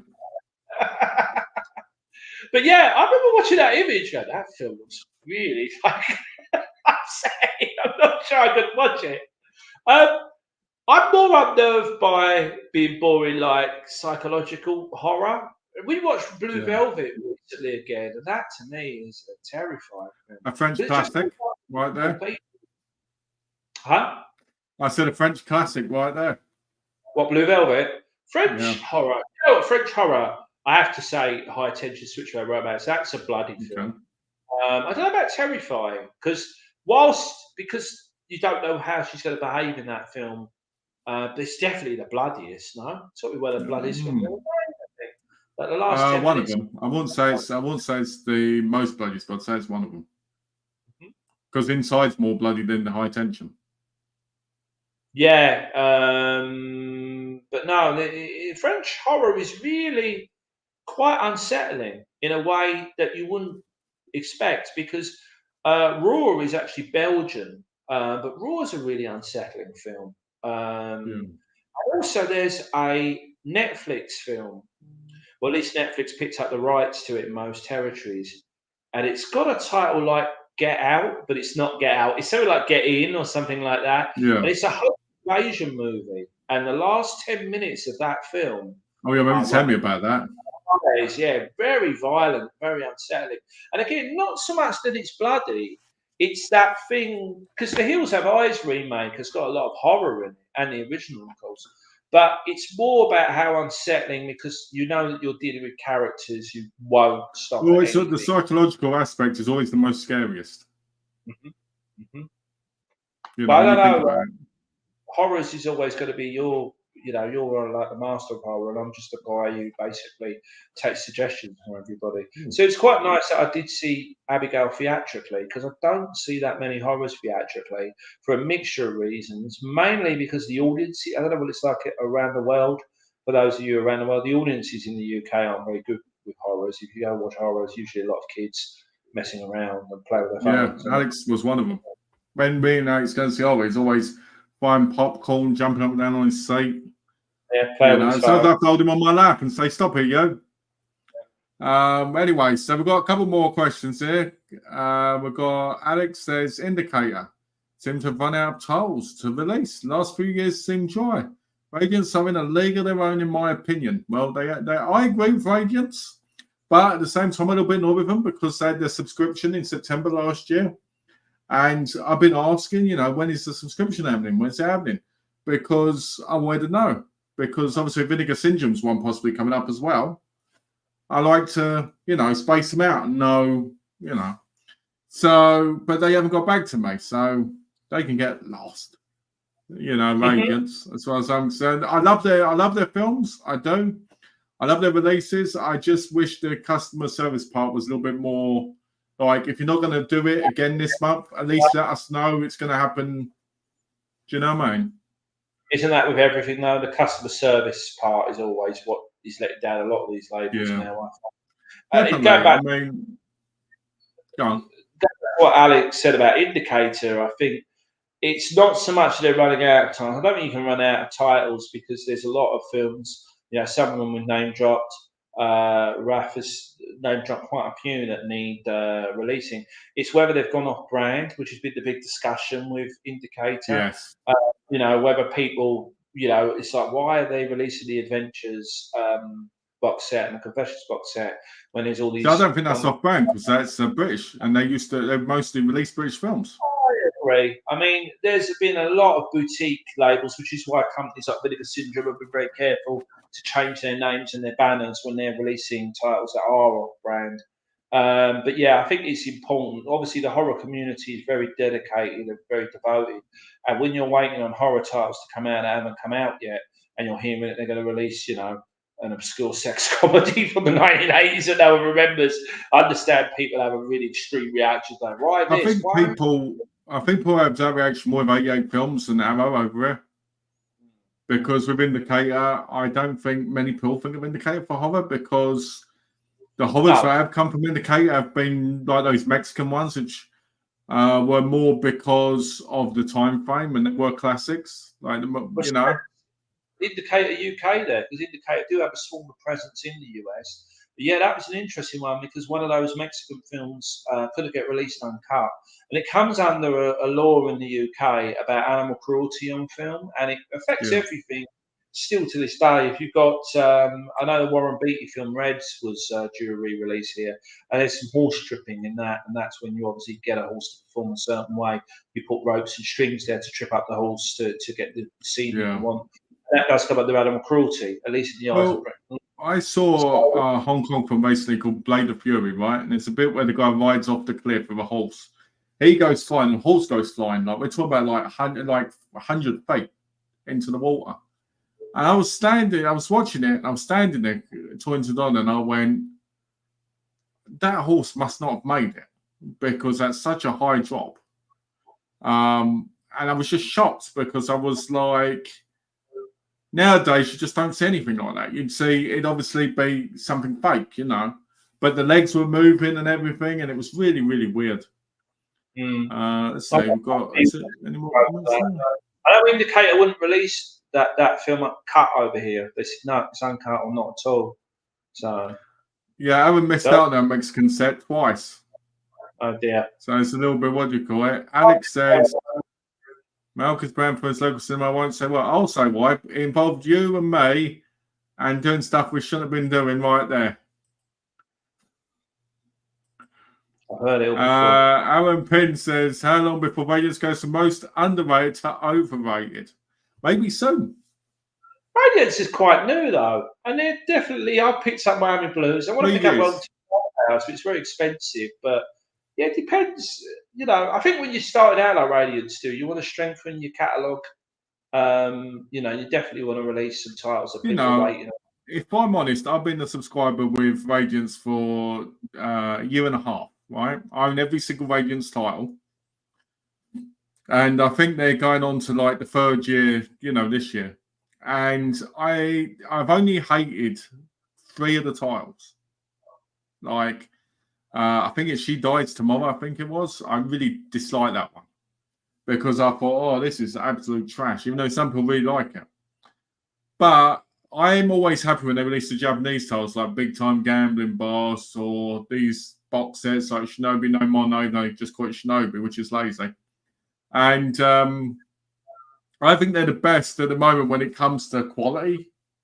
But at the same time, I could see, because they're hoping to go into 4K next year. And at this point, I'm like, how will that work with the way they do their, you know, the OB strip and the clear case? Because basically they do the Criterion thing, but with an OB strip, you know, around it. So I do wonder, you know, but I do think they're the label that gives us the most international releases of films that are quality that most people probably haven't heard of, but they should have. Well, that's the thing, isn't it? In you know, to bring it kind of back, we talked a lot about modern film. You know, we talked about 2 modern films, modern horror. Gino was one of the people in the chat last week saying that he favours old. Yeah, and basically we need to basically rediscover a lot of older films that are just out there waiting. You know, there's a lot of really great old cinema that's just simply fantastic in terms of its storytelling.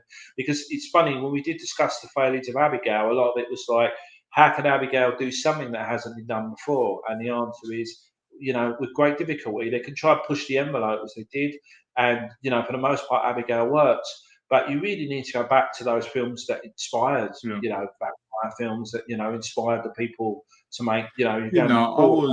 I was spoiled because I watched the Peter Lorre film Mad Love, which is basically a voiced vocal version of Hands of Orlac, right? And what annoyed me was I saw Mad Love first. When I watched the silent film Hands of Orlac, I was like, oh, this is what's going to happen next. This was going next, because I knew exactly the film. So it took so much away from what that film was. And I feel like that's what a lot of people do now. You know, when you watch a film like Dracula 2000, a pure classic, probably one of the best Dracula movies of this generation, right? You don't want to go back and see Bela Lugosi waving his hand about and watching them float. You know, and to me, that's sad, because who doesn't like seeing floaters? My sister was only ever scared of one thing when she was a kid, and it was based on Lugosi in not even one of the classic monster movies, but in the Abbott Costello Meet Frankenstein movie. That all I had to do with my sister was to do this, just walk forward like that. Ooh. She hated it. So it's funny, the old stuff does work. It still works. And you forget, you scared me with your sister by saying she was the female gremlin. I did. And that scared me for years when I was a kid. Because you'd say, there she is outside, look, with the hat on. And I'm like, what's this? Aaron says, you need to look at a Jallo title during Halloween month. I think that'd be interesting. Sounds good to me. Yeah, Alex says, I think Radiance will be great for years to come. Fran, the owner, really loves film.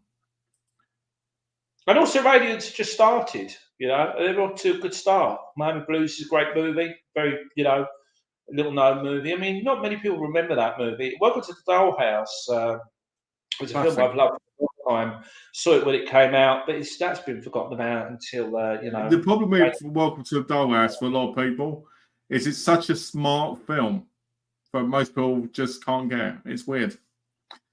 Well, Ref's got some questions for you. Okay. These French classic horror movies are very scary, just similar to Japanese horror films. Did Marx had seen some J horror genre films? only not to go that far back. I saw Ring in the cinema, the original Ring, long before the American remake came along, and that was fantastic because Wrong. It's not Ring. It's it's Ringo. Ringo. Yeah. Uh, the Ring. I think is it. What's the translate? The translation title is officially Ring, isn't it? And then it's Yeah. Ringo, and then the remake is The Ring. If you want to be a bit poncy, it's Ringo, basically. And what the audience was just, Japanese really know they're like the masters of understatement. They don't really, they know that they can capture something with a moon or, just by saying less. It's the Yes. art of saying less to make more. And when you watch Ring, you could probably write down the lines of dialogue in a Ring or in Ringu not much paper at all. But it's a scary movie, a far scarier. And the remake, which I've always What said was really Naomi well. Watts?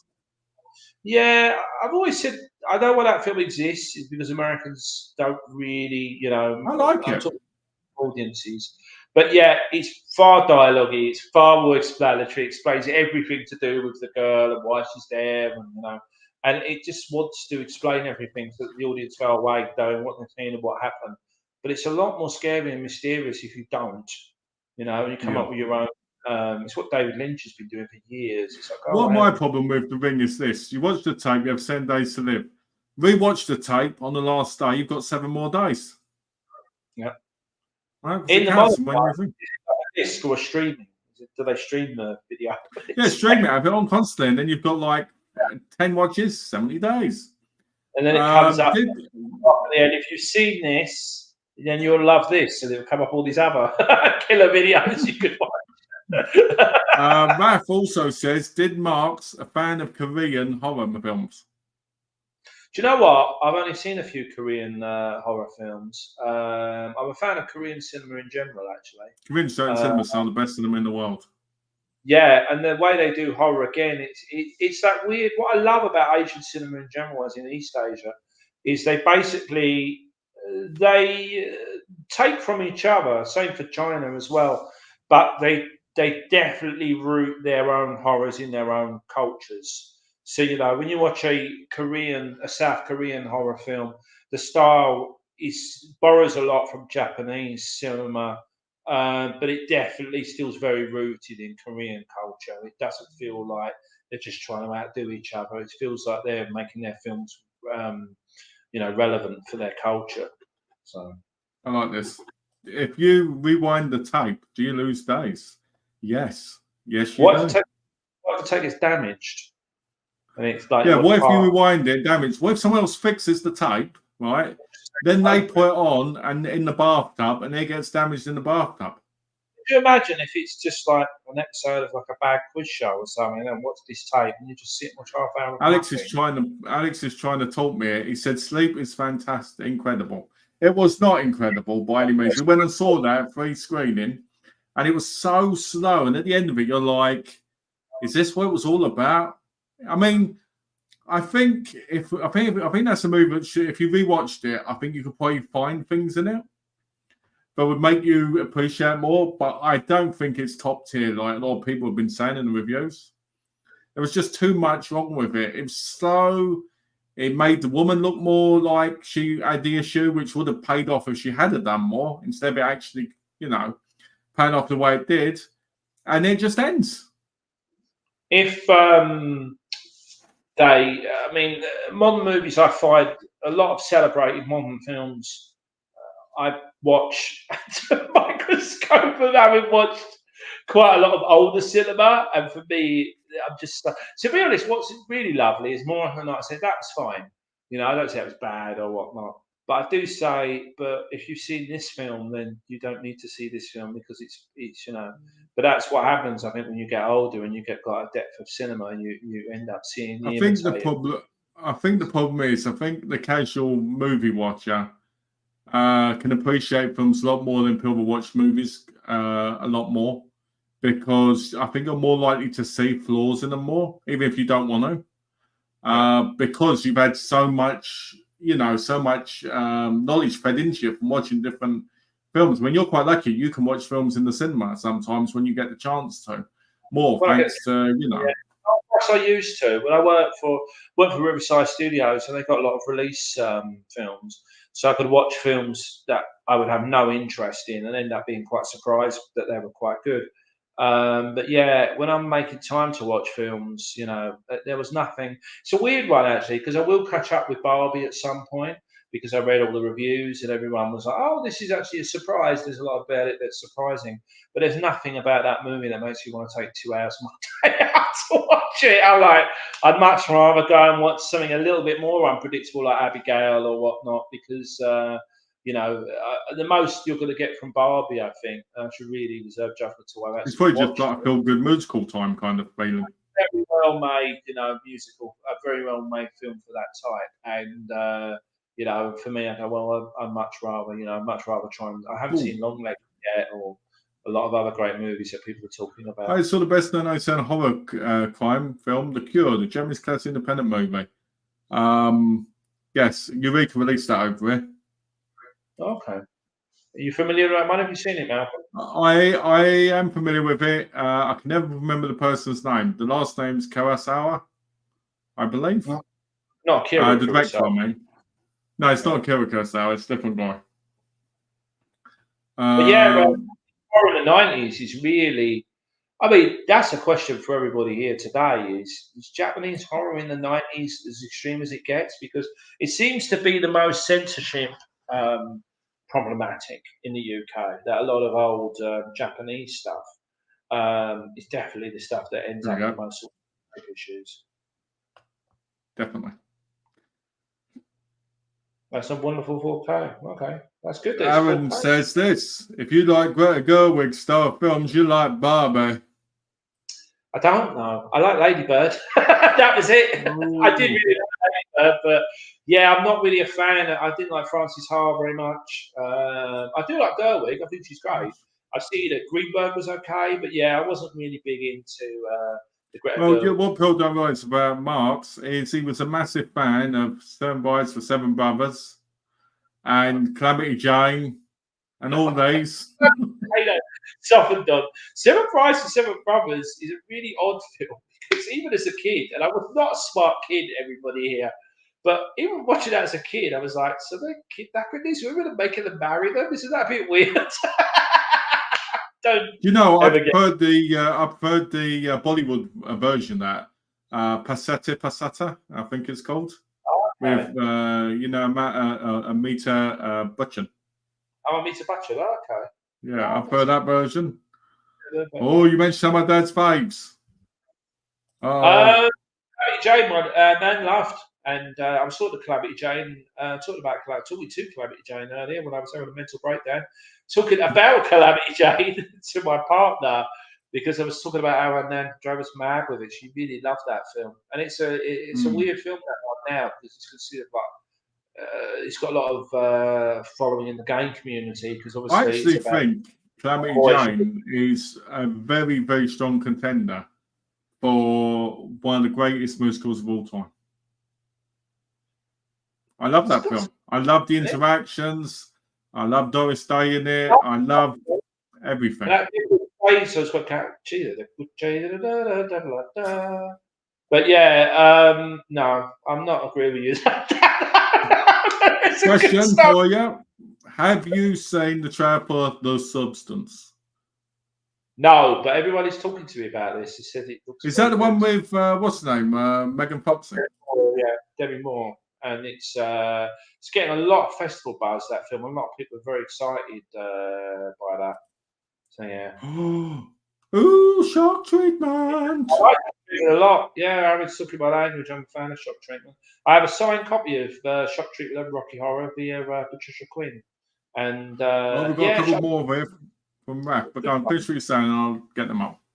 No, just that Shock Treatment, for those that don't know, was like a film that they did. I don't know if they call it a sequel to Rocky Horror because it really isn't. But it was basically a Rocky Horror style musical with the same creatives, like Richard O'Brien and whatnot, as Rocky Horror. But yeah, very little known. I don't know if it's an Arrow release, but it is here, and it's worth watching. It's a big brother. Yeah, it annoyed me how quickly that sold out, that edition. I watched anything at LFF. I've seen some films already. I'll talk about those after LFF because it's to do with my work. Yeah. But yeah, I've seen quite a few films that are in the London Film Festival. Okay, well, we'll talk about that after LFF. A couple of questions here from Raf. Japanese cinema made some best horror and thriller films in the 1980s, 2000s. Very different of Western horror cinema films. Okay, that wasn't a question, but this one is. Yeah. Did Marks watch the 1989 Japanese neo-noir classic film named Violent Cop? Haven't seen Violent Cop, but it was released by the ICA in this country, which I worked for a long time, and some great posters Classic of it. movie. Is that what's the name of the Katana. Kashi Katana. Fantastic. I've seen is it Kikajuro that he did possibly, yeah. Film, yeah, where he was basically like a kindly man looking after this boy. It's a really lovely kind of, a Japanese film, very Violent Cop, but it's great seeing him do a completely different role. But yeah, I heard good things about Violent Cop, and Violent Cop was one of the films that it was weird because Hard Boiled came along and it changed the game, unfairly or fairly, because a lot of people, I think there was a lot of great Far East cinema out before Hard Boiled, but Hard Boiled was definitely the one that kind of made everybody. Yeah, we got to remember. A lot of people remember. It's in the 80s. That was the time where Asian cinema was kind of cemented to starting coming over on VHS and stuff, and film reels now over here more. And then what happened was people got the rights, and you slowly got slow things. That's how we end up with tapes of things like Tetsuo and all that from Japan, and stuff like Violent Cop, stuff like Jackie Chan, But I feel like this is the period when we're getting the real cinema coming over here now. I mean, that's real cinema, but I mean the storytelling cinema. Yeah. But a lot of those films ended up not releasable in this country because of the censorship issues at the time. And it's interesting because I'm on the BBFC, and a lot of Far East cinema is going up on the BBFC, and it's getting the old sexual violence tags and the things because, and luckily a lot of that's passable now under the modern certificates. But back in the 90s, you got to remember in the 90s there was a whole issue with films like Reservoir Dogs and much more known stuff getting video releases. So they certainly weren't going to expand it out to Japanese cinema, which is quite ironic because Japanese cinema really was only followed by connoisseurs anyway. So it wasn't like these would have been mainstream titles if they'd have been in a local video store. They were only appealed to like proper sort of film people. You mean my short treatment hour edition? That's right. Aaron's got a commentary on there of him talking about it. Has he really? Oh. No. Ralph says, Sir Malcolm and Marks, do you see any Japanese classic science fiction films? Oh, over to you, Malcolm. I've seen the Invisible Man movies from Japan. They were really good. Depends on how you see science fiction, because I think Tetsuo is a bit of a science fiction with the metal man culture and stuff. There's quite a few out there, but they're so hard to get because, again, you have to mostly import these ones because, there's Japanese actors out there that have done basically just that. For instance, in Japan, they've got like 300 movies to their name. And yeah, if you look them up, they've got like 1 or 2 movies here that have been released on DVD. It's ridiculous. I've done some amazing Japanese film seasons at work, and it's very odd that science fiction is so underrepresented amongst them. Hence that effect on me, because they are very. And the other issue you do have with science fiction, and this is my excuse because there simply are ways to see these films, and I need to try harder. But the biggest problem you have with science fiction, I mean, it's interesting that I think the Godzilla -1 release on Netflix in this country has been anchored towards the dub. And you're like, well, I don't want to watch this. I want to watch this in the original language with subtitles. And it seems to be a belief going right back to the 90s that if you were watching anything that was a sci-fi, or in some cases a horror as well, they would need to be dubbed. And you couldn't watch it originally. And I don't know about you guys, I'm not really a fan of dubbed versions. I can watch dubbed anime under protest, but I'd much rather watch everything in the original language because you're not hearing the actors' voices if you listen to the dub. Yes, true. we've all listened to a bad dub. I think that's the one thing we do all have in common. So, You can answer this. did Peckinpah really inspire Cantano? I don't know. I haven't seen much Peckinpah. I've seen all I'm really getting from this chat is you guys have seen a lot more obscure cinema or your main chat than me. But Peckinpah, I mean, I think Peckinpah's influence on all types of Western and non-Western directors is quite far-reaching because Peckinpah was doing controversial stuff back at a time when no one else was. Yeah. It just meant that a lot of filmmakers, A bit like Terry Ritchie, really. Exactly, and you're getting a lot of filmmakers who basically, wanted, Tarantino, Kitano, they were all doing cinema that was pushing the envelope in terms of how violence was a part of the story and not flinching away from it. But it's funny because it's like I always remember the moment in there's a scene. It's a bit of a reach around, but stay with me on this. That I was listening on the Chasing Amy commentary from Kevin Smith. That he was saying so many people mistake the Jaws conversation where they're comparing Woods to like a scene from Lethal Weapon 3 where they're doing it. And of course, the scene in Lethal Weapon 3 is inspired by Jaws. So what you're going to end up now is you're going to end up with a lot of generation of filmmakers inspired by Kitano, who himself was inspired by Peckinpah. Yeah. I'm sure if you look up your Peckinpah, you'll find that he was inspired by people as well. It's just this wonderful. It's what I love about film. It's this constantly evolving kind of thing. Raf is a big Japanese film fan, I can tell. Look what's happening with Japanese anime in America. Nobody had got behind it for years. There were a lot of companies like Walt Disney were releasing the softer, more family-friendly Miyazaki stuff. And then smaller companies were releasing the die-hard Japanese anime stuff. And what's happening is, particularly during COVID, as those films were ended up on the biggest films of the year list, which, in terms of grosses, which made a lot of American distributors go, oh, wait, why haven't we got any money in this? So now you've got, I think Suzume was completely controlled, outside of Japan by American companies. I think as much as a lot of people have issues with digital and streaming, I think we have to be grateful to places like Netflix because look how much Bollywood now is able and easy to get to see. Look at Japanese, Korean, you name it. You got Netflix, it's perfect for all that stuff. Korean teen dramas. You couldn't have done that 15 years ago. People would have been buying VCDs of it and they'd been lucky if they had subtitles. So it's definitely opened the market up. But it goes to show how much cinema is evolving. That we're talking about a lot of these pieces of Japanese cinema that were quite hard to get in the 90s. And now most modern Japanese cinema gets some form of release as long as it's crazy.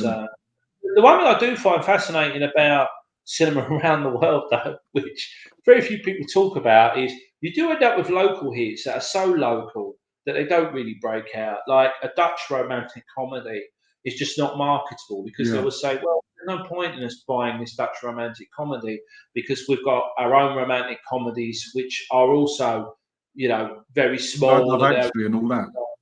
Yeah, well, Love Actually got a lot of American money, so those films do get a lot of international. I know, but I mean is, when you look at these other countries, they have things like Love Actually, that have their stars and stuff, but they never come over because they're just about that culture alone. Exactly, and also, each country can just make their own. So in Japan, whenever I do the Japanese film festivals, they show a lot of small romantic comedies and Japanese kind of dramas. I watched a lovely South Korean drama called The World of Us, which was about these childhood friends. They befriend each other during a period where school isn't on, and then when they go back to school, the whole world changes because there's other kids in the play now. And I love this film. And when I talk to people about it, people closely connect with the film as well. I said, "Oh, if you're not sold internationally," they went, "No. It's a festival film. We know it's a festival film. That's what it is." You go, "That's kind of sad." If you don't go to festivals dedicated to Korean, you're not going to see that film. It's like right now, right? It's like right now at the Maggie Chong festival, thing. They're they've got a new 4K scan of Green Snake, Oh, okay. and that's the only way I see it at the minute. And Yeah. apparently, Sue Hark has I massacre that name every time I say it, right? But Sue Hark, he's done a George Lucas on the effects. So even though the effects still look bad to a degree because of the upscaling over the time, right? He's changed them up, and people are complaining about it. But apparently, the scan looks phenomenal on the big screen. That is the sad thing. I wanted to remake a remaster of Sholay as well, which is an Indian film from the 1970s. But the only way to watch that in a high quality version is via all these. It's quite funny actually because they've added all these computer effects on, and rather than look like they work with the film, they actually like parody like what bad effects are. We had a lot of 90s sketch shows, me and Malcolm, where they would spoof action films, things exploding, and it would just be like all these ridiculous explosions. And it looks like the guy who made those comedy skits would like do the visual effects on the new versions of these. Why is this little train explosion now like an inferno? It looks ridiculous, you know. So, We've got some more comments here. 2-hour mark, so we gonna take a few more and then because we're at a 2-hour video. Okay, we'll do a few more and then we're gonna stop. Yeah, because we've got 3 here from Alex, and then if anyone else comments before I finish this, I will read them. If not, we'll say our goodbyes and leave it at that. So Alex says Peckinpah definitely maligned at the time. I don't like the disdain he had for TCM, Turner Classic Movies, that is. He said it was mindless gore, or along those words. He's definitely not seen it. He's definitely not seen the Turner Classic Movies channel at all. I'm telling you, I haven't seen any gore or mindless violence at all. Tom and Jerry, I think they were on there a lot, weren't they? They're quite violent. He's obviously talking about Texas Chainsaw Massacre. Now, Texas Chainsaw Massacre, you've seen it, right? Of course I have, yeah. Right? There's barely any gore in that movie at all. No, it's the Reservoir Dogs thing, isn't it? Where they go, that feels we mentioned far more than Abigail has in this conversation. It's the thing of, it's the mind of what is in your head. And it's because of the real effect of Texas Chainsaw Massacre is the screaming and the intensity of the victims. It actually, their fear level. Insinuating. Level, yeah, but yeah, it's not very bloody. It hangs up the plot, you know. But it's a bit odd that Peckinpah would say that because he's being dismissive of, you know, Texas Chainsaw Massacre, which admittedly hasn't got the same type of storytelling as something like, say, The Wild Bunch or Straw Dogs. But yeah, it's the same. You can't. It's a bit like, you know, the director of Abigail saying Megan is a piece of shit, and it'd be like, well, you're both Universal horrors in the year 2024. Someone might have gone to watch Abigail because they really like Megan and they felt in the mood for another horror. So yeah, so for Peckinpah to be dismissive of like Tyler who rejects very weird. Seen it, yeah. Very strange. I think anyway, the big surprise with the Sensory Problems that film had is when people did see it, they saw there was a lot more to it than just a guy running around with a chainsaw. Yeah. Unlike American Psycho. Yeah. Maybe mixed them up. Maybe mixed Texas Chainsaw Massacre and American Psycho up. Was Peckinpah alive when American Psycho came out? Probably not. Maybe Sight from the Grave. What's this? I agree. Everyone should sell their media collection by Netflix for the family. No. Never. We'll never be doing that. That's why the argument comes down to one or the other. And I'm like, well, we live in a world where you can have Netflix, Disney Plus, and a media collection. And that means you're kind of covered on all bases. You don't need to pick my thing with Don has always been this.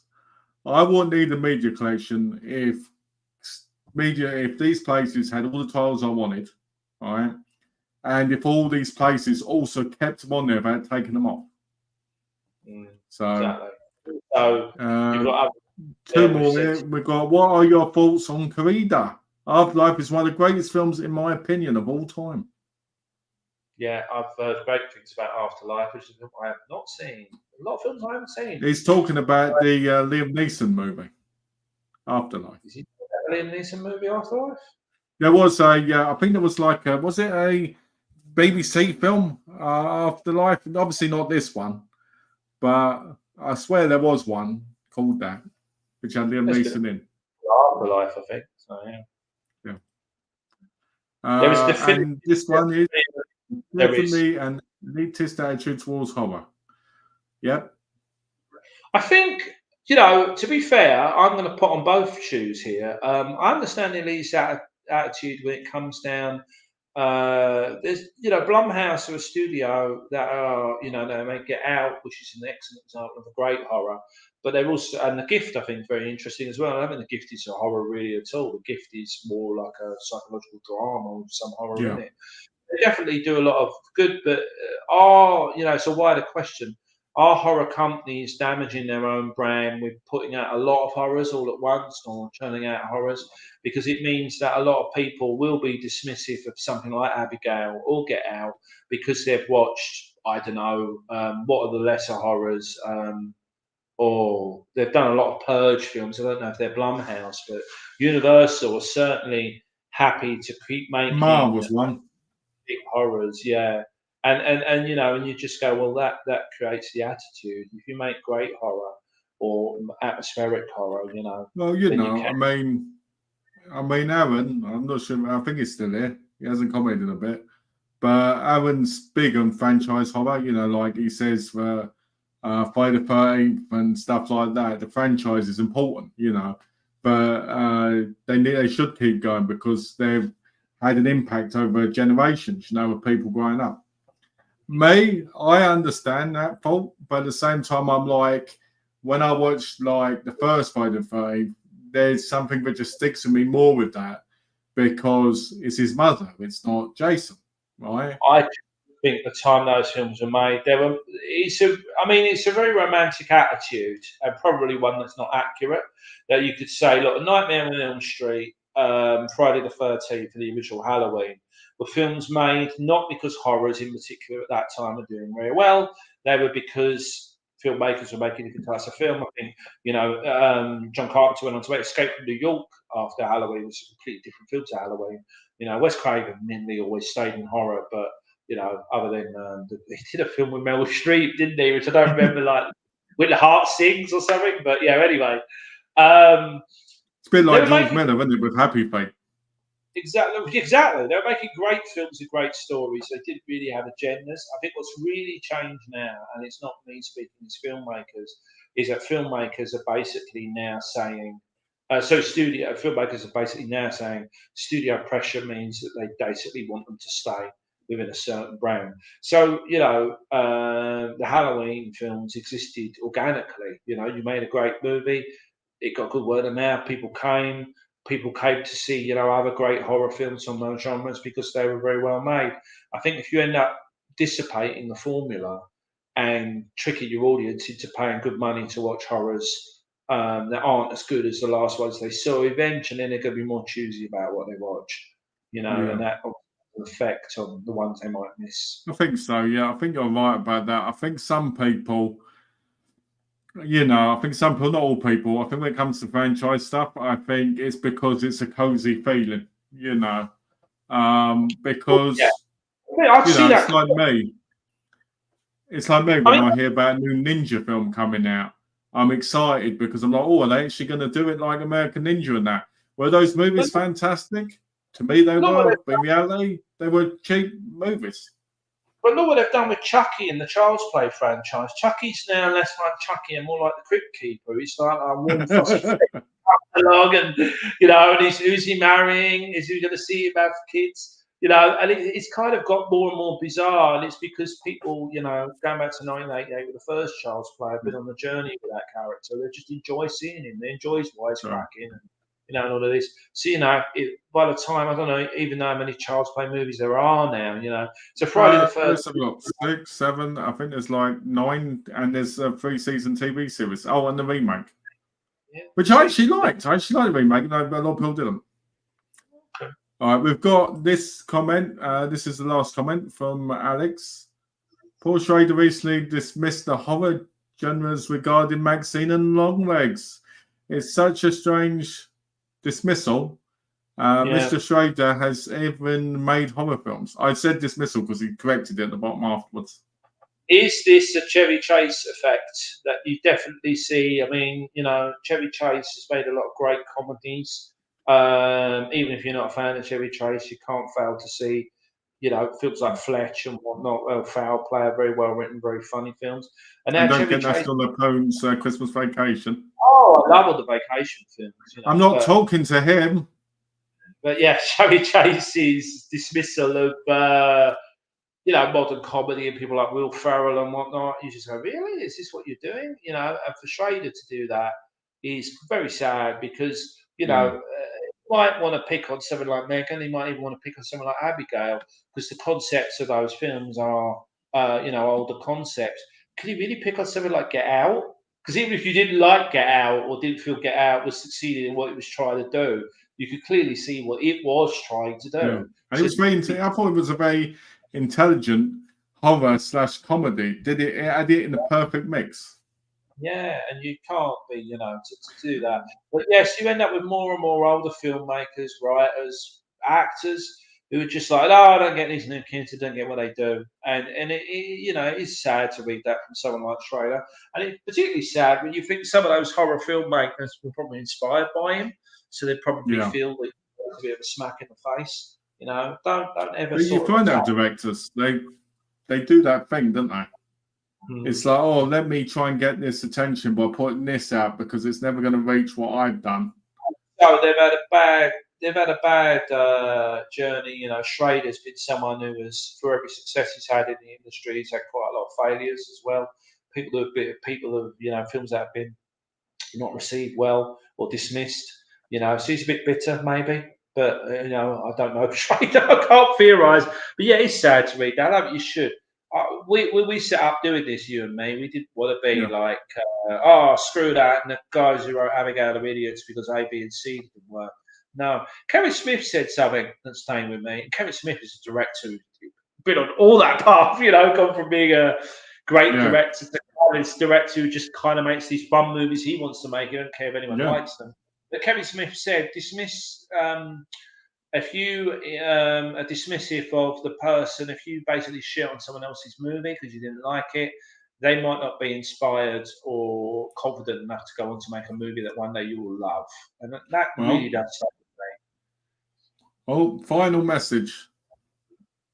Please do a chat on De Palma and his films. His documentary is incredible to watch. We can do that.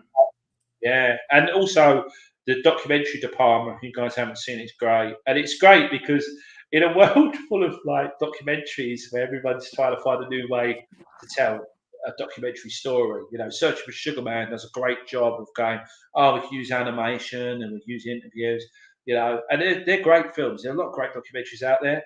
De Palma obviously realised what it had. It was just like, see, it's the concept. You sit Brian De Palma down in one place and you talk about the films he made.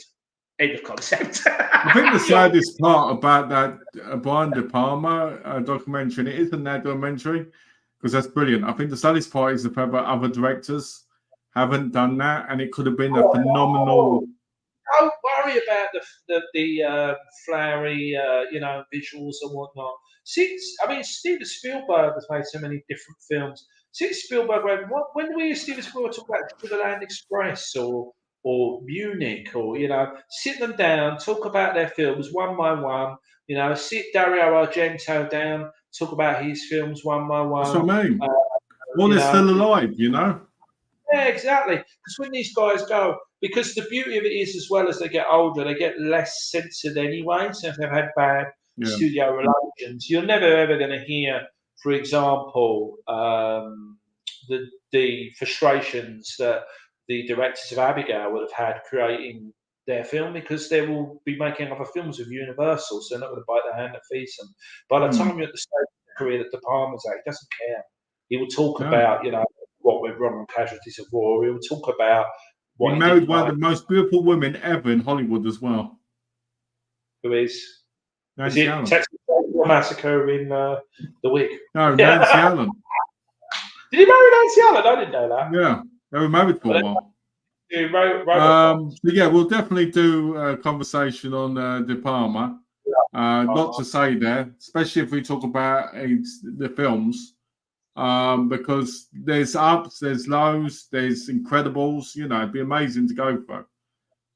So I'd definitely like to do that. Incredibles. That's great. The Palmer's Incredibles. I'm up for that. But what I will if we read that De Palma was doing a Pixar film, be like, how would that even work? That would be fun, wouldn't it? It'd be fun. I do love De Palma. I do think he's done some absolute. I mean, you can't say he hasn't changed cinema. You know, even when he did Scarface, people went, "Oh, it's a remake of the original Scarface." It's nothing like it. Another director is very controversial in terms of what he, and I like that. I think that's, but yeah, to finish off, because we reached our last message, other than last message from me. Thanks for a great chat, gents. Have a nice weekend. You as well, Alex. I will say this again. We're going to be back on Monday. We're going to be having a conversation about physical media and our thoughts on it. Where it's kind of come, where we feel it's going, as collectors throughout the years, as we've had many different formats as well, and just basically have a fun conversation, and hopefully people will be here to add their opinions on it as well, because that always adds. As you know, we probably would have ended probably an hour ago, but some great conversation topics were here, so we continued for that. So what I've really loved about today, actually, is that people have suggested films to me that I'm less familiar with, and it's really a big part of the conversation that you and I are having, and people come along and they talk about their experiences. But yeah, to just reiterate, I think everybody's sick of these scare tactic. Is this the end of physical media? We know that's not going anywhere. What we really want to talk about is what the future of it might be, and in terms of what the present might be, and just very different collectors, me and Malcolm, even though we're both related, in terms of what we think is too much or what we think is the wrong direction, and all of this. It's an interesting conversation to have, and I think it'll be slightly different to most people's, because there's no fear mongering in it at all. It's just an actual conversation, which is very rare when it comes to the physical media aspect. So, would you like to say your goodbyes? Yeah, I'd just like to say thanks to everyone for coming along. To finish up with Abigail, do check it out. I think it's a great film. Be interested to hear. 4 stars, by the way. I gave it 4 stars. Yeah, I think 3.5 for me out of 5. I think I'd be interested to read in the comments what you agree with, what you didn't. I've not heard anyone else comment on the score hurting the comedy, so I'm interested to see. I did think you made a good point on the score element.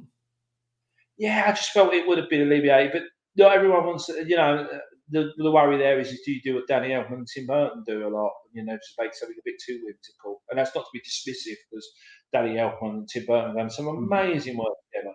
But yeah, maybe this wasn't the beat that this film wanted to march to, and it's doing very well, and it's getting very good reviews, so clearly did something right.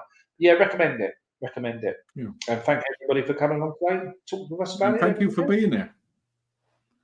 To you. And as always, guys, thanks for watching. We'll be back here on Monday, and I look forward to seeing you then. And yeah, if you haven't already subscribed, you're going to see a lot more of Mark's wrinkles, and you'll see me as usual. Yeah. So take care, guys, and we'll see you on the next one. Bye, guys. Have a great Friday the 13th, everyone.